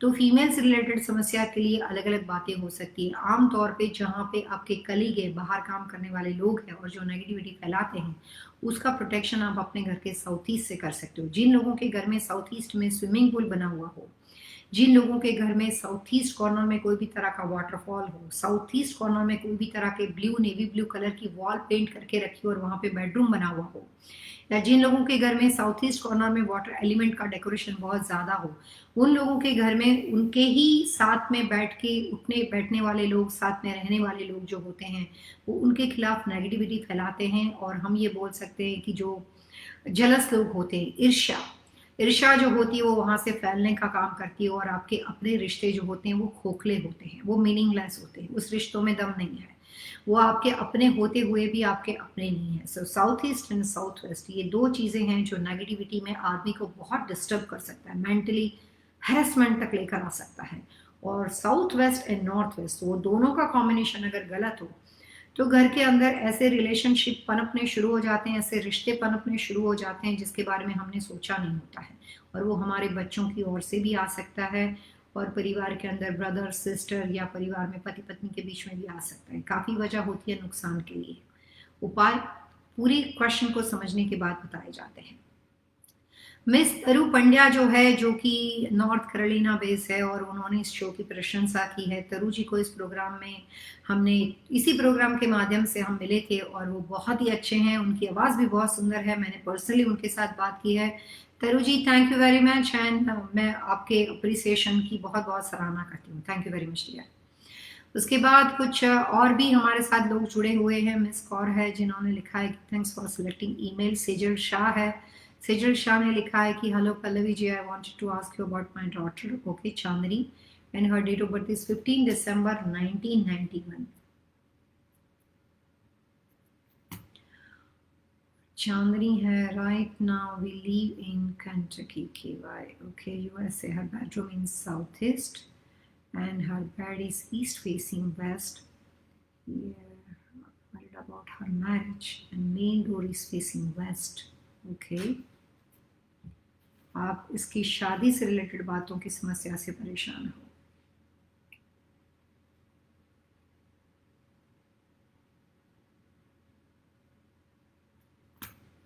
सेजल, मैं आपको ये कहना चाहूंगी कि जो आपने सवाल पूछा था कि आपका घर वेस्ट फेसिंग है, वो बात बेटी के साथ रिलेटेड नहीं है। वो उस घर में पति पत्नी जो भी रहते हैं, जो आपने अपनी बेटी के बारे में पूछा, तो आप या आपके हस्बैंड हो सकते हो, तो उनकी डेट ऑफ बर्थ से डिसाइड किया जाएगा कि वेस्ट फेसिंग घर आपके लिए अच्छा है कि नहीं, या जो भी घर का दरवाजा है वो कहाँ पे, मतलब कहाँ पे होना चाहिए, वैसे सही है कि नहीं, वो जवाब उसके ऊपर डिपेंड करता है। लेकिन चांदनी जो है, उसके लिए मैं कहना चाहूंगी कि शादी से पहले कुछ अलग अलग तरह की कुछ लोगों के लिए प्रोसेस की जाती है। प्रोसेस का मतलब ये बोल सकते हैं कि उपाय होते हैं। जैसे हमने ऐश्वर्या राय के बारे में सुना था कि ऐश्वर्या राय की जब शादी हुई थी, उससे पहले किसी पेड़ के साथ शादी की जाई थी और उसको पेड़ को विच्छेद कर दिया जाता है, जो कि हमारा एस्ट्रोलॉजिकल रिलीजियस कॉन्सेप्ट है। ऐसे तो काफ़ी ऐसे स्टार है जो अलग अलग चीज़ें उन्होंने अपनी मैरिज लाइफ को सक्सेसफुल बनाने के लिए उपाय में की है। मैं सिर्फ ये कहना चाहूँगी कि चांदनी की शादी जितनी लेट होती है ज़्यादा अच्छा रहेगा। और दूसरी बात कि उसकी शादी से पहले जिस व्यक्ति के साथ जब कोई आप लड़का सिलेक्ट कर लो, तो उसकी उसकी लड़के की कंपेबिलिटी चांदनी के साथ मिला के आपको एक प्रोसेस करनी पड़ेगी। चांदनी का डायरेक्शन चार्ट ऐसा है कि उसको किसी के भी साथ जोड़ोगे, अपने परिवार के अलावा जब कभी शादी के बारे में सोचोगे, कोई ना कोई उपाय, अलग अलग व्यक्ति के अनुसार उपाय अलग अलग हो सकते हैं, लेकिन एक उपाय आपको उसके लिए करना ही पड़ेगा, वो उसके लिए ज़्यादा बेनिफिशियल है। शादी ब्याह के लिए टाइम तो हो चुका है, लेकिन फिर भी 2020 और 2021 का माहौल सेजल इतना अच्छा नहीं है। चांदनी का जो बेडरूम है वो नॉर्थ वेस्ट में बना दीजिए, साउथ ईस्ट से निकाल दीजिए। South east is the worst direction for Chandni, इसीलिए सामने आर्ग्यूमेंट ज़्यादा होगी, सामने जवाब ज़्यादा मिलेंगे, और आपके रिलेशनशिप में चाहिए उतना बॉन्डिंग, प्यार बहुत, लगाव बहुत ज़्यादा होगा, लेकिन जो बोलते हैं ना कि जबान से बातें बिगड़ जाती है। सो बेटर ऑप्शन है कि उसका कमरा नॉर्थ वेस्ट में कर दीजिए, और उसके सोने की पोजीशन जो आपने लिखी है उससे कम्प्लीटली विपरीत, वेस्ट टू ईस्ट। आपने लिखा है ईस्ट फेसिंग एंड वेस्ट, मैं उल्टा बोल रही हूँ, वेस्ट दिशा में सर और ईस्ट दिशा में पैर, जैसे नॉर्थ वेस्ट में उसके लिए सोने की व्यवस्था कर सकते हैं। एंड गुड लक फॉर चांदनी। पिंकेश काला, पिंकेश काला ने लिखा है कि is the solar eclipse only in India or is the applicable to East Coast in United States also? If so, what time in East Coast? Pinkesh, ये सोलर जो सूर्य ग्रहण, सोलर इक्लिप्स है, ये हर जगह पे इफेक्ट करता है, इंडिया हो या अमेरिका हो। हाँ, लेकिन अमेरिका में कम करेगा, ये बात जरूर है, अमेरिका में बहुत ही कम करेगा, क्योंकि सूरज की खुद की जो दशा है वो ईस्ट मानी जाती है, पूर्व मानी जाती है, तो ईस्टर्न कंट्री पे उसका नेगेटिव प्रभाव है वो ज़्यादा रहेगा, हमारे यहाँ पे कम रहेगा। आपने सवाल पूछा है कि व्हाट टाइम्स, उसके लिए मैं आपको बता देती हूँ कि अभी हमारे यहाँ के अनुसार 8:30, जो आप ईस्ट कोस्ट में हो, शायद न्यूयॉर्क न्यू जर्सी, या मैं भी ईस्ट कोस्ट में हूँ, तो 8:30 से लेकर 4 o'clock के बीच का टाइम जो है वो संभालने वाला है। ये टाइम मैंने ज़्यादा ही बताया है। सो 8:30 से लेकर 4:30 तक ईस्टर्न टाइम के अनुसार आपको इस बात का ध्यान रखना है कि कोई भी तरह के सूर्य ग्रहण की बीच में आप भगवान की पूजा करना, भोग लगाना, लोग अपने घर के मंदिर होते हैं उसको बंद कर देते हैं, भोग होता है तो उसके अंदर कुछ खास तरह की तुलसी पत्र की व्यवस्था करते हैं, इंडिया में दर्भ को रखा जाता है, तो बहुत ही हैवी सूर्य ग्रहण है। तो आपको डेफिनेटली कोशिश करनी है कि जितना हो सके उतना आसमान में नहीं देखना है, नई शुरुआत नहीं करनी है। पलक दिलवानी हमारे साथ जुड़े हैं। पलक जी ने पूछा है कि which direction we should place tulsi plant in, or okay, orange plant kept in house or not? Orange plant जो होता है वो घर में बहुत ही शुभ मानते हैं मिस्टर दुलवानी। आप अपने घर के साउथ ईस्ट अग्नि कॉर्नर के अंदर, घर के बाहर की दिशा में, ऑरेंज जो होता है लोग इंडोर प्लांट रखते हैं, लेकिन वो ज्यादा नहीं रहता है, लेकिन इंडोर हो या आउटडोर हो, ऑरेंज प्लांट के लिए आइडियल दिशा है साउथ ईस्ट अग्नि कॉर्नर। जो फ्रूट हो, जिसमें सीड होता हो, वो सारी चीज़ों के लिए वास्तुशास्त्र में ऑरेंज प्लांट को साउथ ईस्ट में रखना अच्छा माना जाता है। रेसिडेंशियल एरिया और कमर्शियल प्रॉपर्टी में डिपेंड करता है वहाँ पे ज़रूरत कैसी है। तुलसी और मनी प्लांट वास्तुशास्त्र के अनुसार बहुत ही शुभ मानते हैं। तुलसी हर दिशा में अच्छा है। तुलसी नॉर्थ में रख सकते हो, नॉर्थ ईस्ट में रख सकते हो, ईस्ट में रख सकते हो, लेकिन इस साल वहाँ पे जैसे वो तुलसी ग्रो करता है, तुलसी में हम पानी डालेंगे, तो उसकी वजह से 2020 में अगर आपको व्यवस्था करनी हो तो नॉर्थ ईस्ट में या नॉर्थ में आप कीजिए। इसके अलावा भी तुलसी हर दिशा में अच्छा माना जाता है। उसके बाद भी साउथ वेस्ट दिशा जो है वहाँ पे तुलसी के पौधे को ग्रो, प्लांटेशन नहीं किया जा सकता। सो ऑरेंज के लिए साउथ ईस्ट, तुलसी के लिए नॉर्थ, नॉर्थ ईस्ट, और आने वाले वक्त में ईस्ट भी तुलसी के लिए हो सकता है। उसके बाद हमारे साथ मिस डिलॉन एक बार और जुड़े हैं और उन्होंने लिखा है कि उनका प्रीवियस घर साउथ डायरेक्शन का था। See that is the reason. आपके हस्बैंड के बारे में जो आपने यहाँ पे सवाल पूछा, इससे मुझे लगता था कि आप कहीं ना कहीं साउथ फेसिंग घर में रहकर आए हो। कई बार कुछ बीमारियां हमें वास्तुदोष की वजह से मिलती है। मेडिकली तो मैं डॉक्टर नहीं हूं, मैं आपको कोई एडवाइस नहीं कर सकती, बहुत सारी वजह हो सकती है आपके हार्मोन्स चेंज होने की, बहुत सारी, लेकिन मैं तो वास्तुदोष की वजह बता सकती हूँ। जो मैंने अभी उनकी डेट ऑफ बर्थ देखी उससे मुझे ये पता है कि वेस्ट फेसिंग घर में वो बंदा बीमार नहीं हो सकता, लेकिन वो बीमार है, ऑलरेडी वो परेशान है। तो यहाँ से तो कहीं शुरुआत हुई नहीं, कहीं से किसी भी आप पुराने घर से जाकर घर बदल के दूसरी दिशा में चले जाते हो तो डजेंट मैटर कि आप दूसरे घर में जाओगे तो अपने आप हेल्थी बन जाओगे और पुराने वास्तुदोष, पुराने घर के इफेक्ट, पुराने घर का आपके ऊपर कोई भी बुरा प्रभाव नहीं होगा। हमारी ऊपर दिशाओं का इन्फ्लुएंस बना रहता है। So south is the worst direction for him, जो अभी आपने हमें डेट ऑफ बर्थ बताई थी। अगर आप 7 साल तक साउथ के घर में रहकर आए हो, मैं अभी पढ़ती हूँ यहाँ पे वेस्ट में कितना लिखा था आपने, थोड़ी देर पहले आपने हमें मैसेज में लिखा हुआ था इनके बारे में। मैं सॉरी बाकी सबका टाइम ले रही हूँ, लेकिन मैं वापस आ रही हूँ, कुछ 4 साल ऐसा कुछ लिखा था, लेकिन मुझे भी याद नहीं है। आपने लिखा था कि कब से इस घर में आप रह रहे हो, नहीं बताया है। वेस्ट फेसिंग घर में आप कब से आए हो आपके इसमें नहीं है, लेकिन सिंस 2010 लिखा और अभी 2020 चल रहा है, तो आप 10 साल तक यहाँ पे वेस्ट फेसिंग घर में आ चुके हो 2020 के अनुसार। 2010 में आप आए और 7 साल इससे पहले आप साउथ फेसिंग घर में रहकर आए हो। सो साउथ फेसिंग घर का इफेक्ट और आने वाले 3-4 साल तक आपके ऊपर रहेगा। 3-4 साल के बाद धीरे धीरे छोटे छोटे वास्तु से रिलेटेड हर टिप्स को अप्लाई करो। पूरे मकान का हो सकता है तो एक बार वास्तु डेफिनेटली करो। इसकी वजह से जो पुराने मकान के साउथ फेसिंग इफेक्ट है वो रिमूव करने के लिए, उसके बैड इफेक्ट को निकाल में हम आपकी 3-4 साल में प्रोटेक्शन में हेल्प कर सकते हैं। मेडिकली एडवाइस तो आपको लेनी है, जो भी मेडिकल एडवाइस आपके लिए जरूरी है वो सारी करनी है, लेकिन बोलते हैं कि दवा और दुआ दोनों कई बार एक साथ काम करते हैं मिस्टर लॉन। तो वास्तु से रिलेटेड जो भी तरह के उपाय है वो मैं आपको सजेस्ट कर सकती हूँ, जिसके लिए आपको अपने घर का फ्लोर प्लान भेजना है या फिर आप अपने घर का बबल स्केच अपने हाथ से बना सकते हो, जैसे अभी हम थोड़ी देर पहले समीर पटेल को बता रहे थे। और आप अपने पूरे घर का एड्रेस भी भेज सकते हो, क्योंकि आपके अनुसार वेस्ट है। मिस्टर लॉन, अगर वेस्ट में आपका डोर पड़ता हो, सपोज ये आपका घर है, यहाँ पे सामने आपका वेस्ट पड़ता हो, तो अगर आप वेस्ट फेसिंग घर में लेफ्ट हैंड साइड में जाओगे, घर के अंदर खड़े रहकर बाहर देखोगे और वेस्ट फेसिंग घर में लेफ्ट हैंड साइड में अगर आपका गराज होगा तो साउथ वेस्ट होगा, तो फिर भी आप साउथ के साथ तो जुड़े हुए हो। लेकिन अगर वेस्ट फेसिंग लॉट में अगर राइट हैंड साइड में अगर आपका दरवाजा है तो नॉर्थ वेस्ट है। तो सेकेंड इंफॉर्मेशन आपके लिए ये है कि जैसे मैंने अभी आपको बताया, अगर अपार्टमेंट बिल्डिंग हो और एक ही दरवाजा हो और गराज डोर हो ही नहीं तो फिर ये वेस्ट सही है।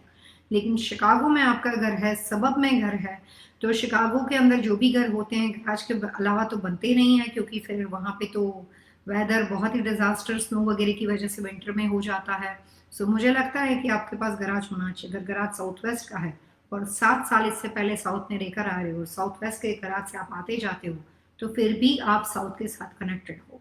तो फिर आपकी साउथ की कैलकुलेशन 2010 से 2020 तक का ये जो पीरियड है वो और प्लस वो 7 वो और ज़्यादा हो जाएगी।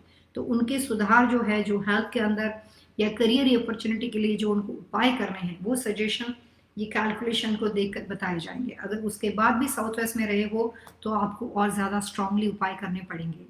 दक्षिण दिशा की घर को, दक्षिण दिशा की एंट्री को काफ़ी लोग आमतौर पे वास्तुशास्त्र में अच्छा नहीं मानते हैं।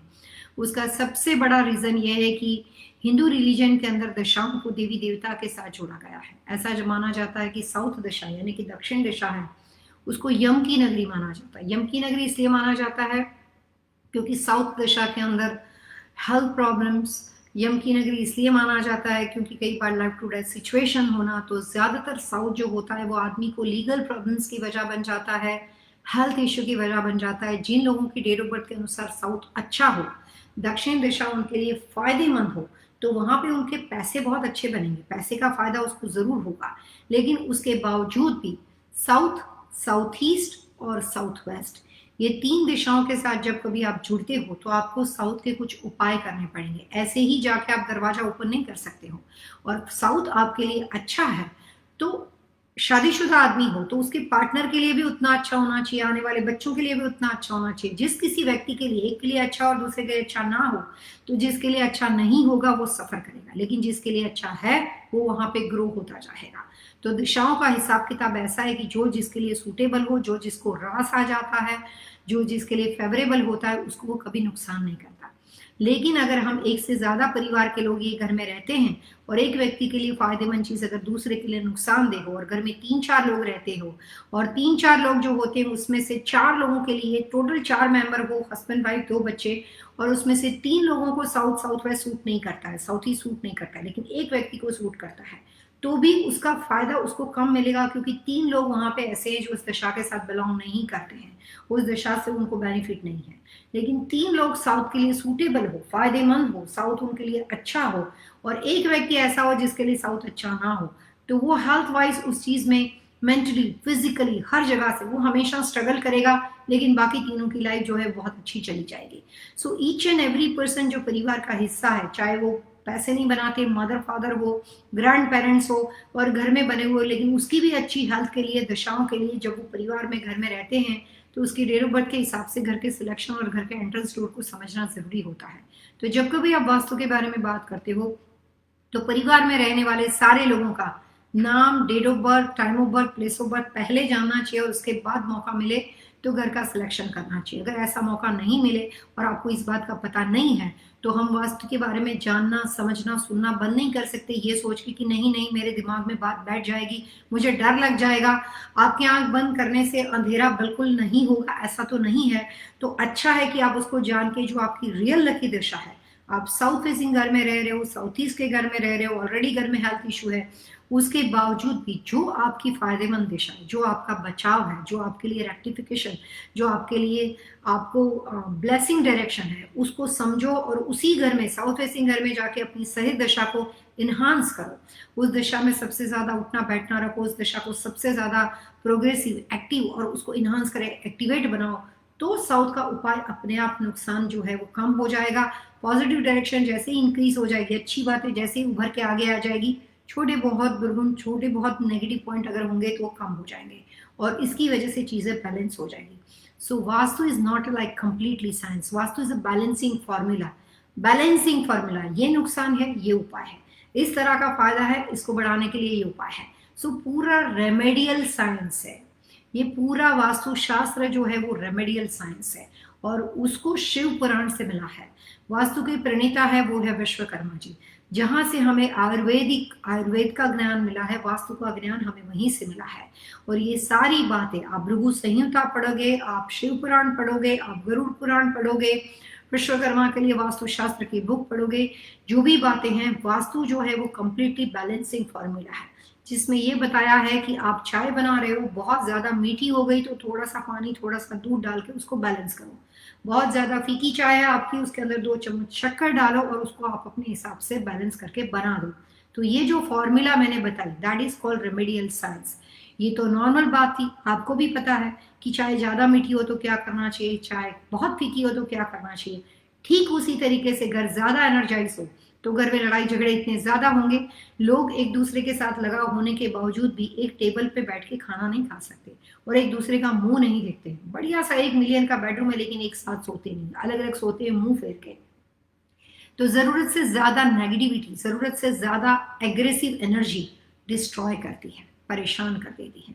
और अगर घर के अंदर लोग बहुत अच्छे हैं लेकिन एक्टिव नहीं है, उनके पास वो एनर्जी का लेवल नहीं है जो अपना प्रेजेंटेशन प्रॉपर कर सके, अपना परफॉर्मेंस ठीक से कर सके, और बहुत अच्छे हैं लेकिन स्लो है, लेजी है, शून्य है। शून्य का मतलब होता है कि चाहते बहुत कुछ है लेकिन फिजिकली एफर्ट चाहिए उतने प्रॉपर नहीं है। तो कई बार अगर घर के अंदर लेस एनर्जी होगी तो आप डाउन फील करोगे। हम लोग जब पूनम होता है, फुल मून होता है, तो 1 से लेकर 15 दिन का जो टाइम होता है, हमारे अंदर एनर्जी बहुत ज्यादा रहती है। आज ही अमावस्या है, तो जब कभी 0 से लेकर अमावस्या, मतलब जब हम ऊपर जाते हैं फुल मून की ओर, फिर हम नीचे आते हैं, तो जब हम धीरे धीरे अमावस्या की ओर जाते हैं तो उस वक्त हम देखते हैं कि हम लोग थोड़े से स्लो होते हैं, थोड़े से डाउन होते हैं। प्रकृति, नेचर और ऊर्जा ऐसी होती है कि हमें अपने आप लगता है कि चलो ठीक है करते हैं। तो एवरी डे कितना भी हाइपर पर्सन क्यों ना हो, चाहे वो अमेजोन का ऑनर हो, चाहे वो गूगल का ऑनर हो, चाहे आपके अपने घर के अंदर काम करने वाले पति पत्नी क्यों ना हो, एवरीडे आपकी एनर्जी एक जैसी नहीं रहती। कई बार आप अपने आप को बहुत ज्यादा एक्टिव फील करते हो, कई बार आप अपने आप को एकदम लो फील करोगे, कई बार आपको लगता है कि नहीं मुझे आज किसी से बात ही नहीं करनी, कई बार आपको ऐसा लगता है बहुत क्रेजी मूड हो जाता है, हमें लगता है कि मेरे साथ कोई है ही नहीं, नेगेटिविटी ख्याल आने शुरू हो जाते हैं। तो घर के अंदर रहे हुए लोगों की अच्छी सेफ्टी के लिए, छोटे बच्चों के लिए, बुजुर्गों के लिए, घर परिवार के अलग अलग रिलेशनशिप को मेंटेन करने के लिए आपको खुद के अंदर एक पॉजिटिव एनर्जी को बनाए रखना पड़ता है। 2020 का 2019 के दिसंबर में मैंने एक प्रोग्राम दिया था 2020 के वास्तु के बारे में। आप उसकी पुरानी रिकॉर्डिंग क्लिप को YouTube के ऊपर जाकर देख सकते हो। 2019 एंड पल्लवी चलावरा जो हमने प्रिडिक्शन दिए थे, आप देखिए उसमें बताया था कि ईस्टर्न कंट्री के साथ आज क्या हो सकता है। जब कभी ईस्ट खराब होता है तो बहुत लोगों की डेथ हो जाती है, बहुत ज़्यादा मात्रा में परेशान हो जाते हैं, बहुत ज़्यादा हेल्थ इश्यू हो जाते हैं, काफ़ी डिजास्टर सिचुएशन में आ जाती है चीज़ें। और ये 2020 का जो पूर्व दशा के साथ सबसे वर्स्ट पीरियड है वो है जून जुलाई अगस्त का पीरियड। और जब सूर्य की पोजिशन बहुत तीव्र गति से डिफरेंट मूवमेंट में आ जाती है तो पूरा ग्लोबली बहुत सारी चीज़ों के चेंजेस होते हैं। ये सूर्य ग्रहण जाने के बाद बातें पॉजिटिव होगी। सूर्य ग्रहण हमारे लिए फायदेमंद रहेगा, नो डाउट। कल का दिन फायदेमंद नहीं है, लेकिन ऑल ओवर ये सूर्य ग्रहण आपके लिए फायदेमंद रहेगा और हम नेगेटिविटी से पॉजिटिविटी की ओर जाएंगे। कोविड-19 की सिचुएशन में भी फर्क पड़ेगा और आमतौर पे जो भी तरह के डिजास्टर सिचुएशन से हम गुजर रहे हैं, अगर कल संडे को सूर्य ग्रहण होगा तो मंडे को लाइफ चेंज नहीं हो जाएगी, लेकिन यहाँ से हम पॉजिटिव की ओर जाएंगे। जून जुलाई अगस्त के बाद 2020 का जो डाउन पीरियड है, नेगेटिव पीरियड है, वो खत्म होने के बाद फाइनेंशियल सिचुएशन में, हेल्थ में काफ़ी चेंजेस आएंगे और सारे के सारे पॉजिटिव होंगे। तो कोशिश कीजिए कि वास्तुशास्त्र के नियम के अनुसार घर के अंदर आपके सही कॉर्नर को समझ के उसको एक्टिवेट करो। जो भी दिशा के घर में रहते हो, घर बदलने की जरूरत नहीं है। जो भी दिशा के घर के अंदर आपके लिए पॉजिटिव और नेगेटिविटी है, उसमें से जो नेगेटिव आपकी डायरेक्शन है वहां पे उठना बैठना अपने तौर तरीके से, लाइफस्टाइल से आप चीजों को बैलेंस कर सकते हो। तो कोशिश करनी है वास्तु के नियम और अपनी फॉर्मूला खुद के घर में अप्लाई करके चीजों को पॉजिटिव करने की। और आज का हमारा प्रोग्राम था, उसमें हमारा सब्जेक्ट था वास्तुशास्त्र एंड मेन डोर पोजीशन। कल हम आपके साथ 3 बजे ईस्टर्न टाइम जोन के अनुसार यूट्यूब के ऊपर बात करेंगे बिजनेस अपॉर्चुनिटी। आने वाला वक्त कोविड-19 का 2020 का अगस्त महीने के बाद पॉजिटिव आ रहा है। कल के दिन के बाद हम नेगेटिविटी से पॉजिटिव की ओर जाना शुरू कर देंगे। अब बात होती है बिजनेस को बढ़ाने की, फाइनेंशियल लॉस को कवर करने की। 2019 में जो भी तरह का स्लो पीरियड रहा वर्ल्ड वाइज, उसके अंदर भी अपने आप को वापस स्टेबल करने की। तो कॉन्फिडेंस के साथ हमें आगे बढ़ना है। कल हमने ये सब्जेक्ट सूर्य ग्रहण की वजह से ही सिलेक्ट किया है, बिजनेस अपॉर्चुनिटी इन वास्तु। उसमें काफ़ी अलग अलग बिजनेस को सिलेक्ट किया गया है। कुछ ईमेल मुझे आए थे, मैं सिर्फ ये कह सकती हूँ कि आज हम ज़्यादा ईमेल को इसमें शामिल नहीं कर पाए, लेकिन उनको कल यूट्यूब के प्रोग्राम में जो कुछ ईमेल है उनको शामिल कर देंगे। और आने वाले प्रोग्राम में वास्तुशास्त्र के हिसाब से बिजनेस के अंदर छोटे छोटे टिप्स, जो घरेलू बिजनेस होते हैं, बिजनेस फ्रॉम होम होते हैं, या फिर आप वर्क फ्रॉम होम के अलावा बाहर जाके भी काम करते हो, जिन लोगों ने अपनी नई नई बिजनेस की शुरुआत की है, उनके लिए काफ़ी अलग अलग तरह की इंटरेस्टिंग इन्फॉर्मेशन लेकर हम आपके लिए आ रहे हैं। आज के शो में इतना ही। एक और अप्रिसिएशन हमें सलीम सजवानी की ओर से मिला है। सलीम सजवानी ने कहा है कि your show is very awesome. बहुत सारे लोग इस शो की प्रशंसा करते हैं, मुझे भी बहुत अच्छा लगता है, मैं आपको दिल से बोलती हूँ। इसीलिए मेरे को एक एनर्जी मिलती है कि मैं आपके पास एवरी सैटरडे संडे आऊँ और आपसे बातें करूँ। चाहे मेरा पर्सनली सोशली कोई भी तरह का ऐसा पर्सनल अपॉइंटमेंट स्केड्यूल हो, लेकिन मैं कोशिश करती हूँ कि सैटरडे संडे सिर्फ और सिर्फ आप लोगों के साथ रहूँ। तो आपका ये अप्रिसिएशन हमारे लिए एनर्जी का काम करता है, मोटिवेशन का काम करता है। और ये एनर्जी जैसी आपकी ओर से मिलने वाले अच्छे शब्द हमें अच्छे लगते हैं, वो आपके घर वालों को भी अच्छे लगते हैं। पति पत्नी के रिश्ते जब बहुत सालों से एक दूसरे के साथ रहते हैं तो वो रूटीन बन जाता है, तो रिलेशनशिप में अप्रिसिएशन खत्म हो जाता है। हम अपने बच्चों के लिए कुछ करते हैं तो हमारे अंदर प्राउड आ जाता है, मैंने अपने बच्चे को मर्सिडीज ला के दी, टेस्ला ला के दे दी, फोन ला के दे दिया एप्पल का, तो एक प्राउड आ जाता है। तो फिर बच्चा कुछ अच्छा करता है तो अप्रिसिएशन खत्म हो जाता है। अप्रिसिएशन सिर्फ हमारे लिए नहीं, अप्रिसिएशन पर्सनल भी होता है, रिलेशनशिप को कायम करने के लिए होता है। तो आपको अपने घर में काम करने वाले लोगों से लेकर, अपने बिजनेस में काम करने वाले लोगों से लेकर, अपने जो भी तरह के रिलेशनशिप, चाहे दोस्ती का बना हुआ हो, चाहे सोशल लाइफ का बना हुआ हो, किसी ने अगर आपके लिए कुछ भी किया है तो आपको उसका अप्रिसिएशन ज़रूर करना चाहिए। जैसे हम भगवान की प्रार्थना करके ईश्वर का अप्रिसिएशन करते हैं कि उन्होंने हमें कैपेबल बनाया, अच्छी लाइफ दी और हमें इतना काबिल बनाया कि हम किसी और की भी हेल्प कर सके। तो appreciation is a part of the life. ये हमारे शो को तो आप ज़रूर करो, लेकिन साथ में आपस में भी करो। अपने पर्सनल रिलेशनशिप को और ज़्यादा सुलझाने के लिए और अच्छा और हेल्थी बनाने के लिए अपने बच्चों के साथ भी आपको ये अप्रिसिएशन देना है।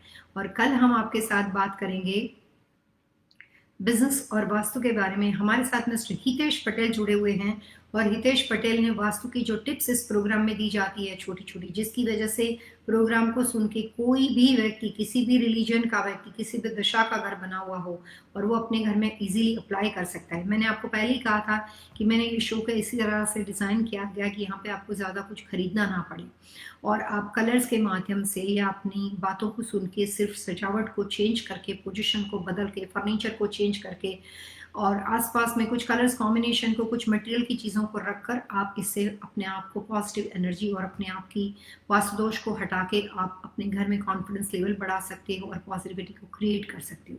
कई बार जब कोई बहुत गहरा नुकसान हो, कोई कंस्ट्रक्शन स्ट्रक्चर में बड़ा हैवी फॉल्ट हो, तो इससे ज़्यादा भी उपाय किए जाते हैं। लेकिन यहाँ पे इस प्रोग्राम के अंदर जो टिप्स को बनाने का तात्पर्य है वो सिर्फ इतना है कि आम आदमी की लाइफ में आसानी से वास्तु के नियमों को अप्लाई किया जाए। आज के अंत में इतना ही। कल आपके साथ यूट्यूब पे 3 बजे बातचीत होगी, बिजनेस अपॉर्चुनिटी एंड वास्तु। खुश रहे, सलामत रहे और अपने परिवारजनों को भी अप्रिसिएशन देते रहें। आज के अंत में इतना ही। एक राह और सही दिशा जो जिंदगी बदल दे। नमस्कार।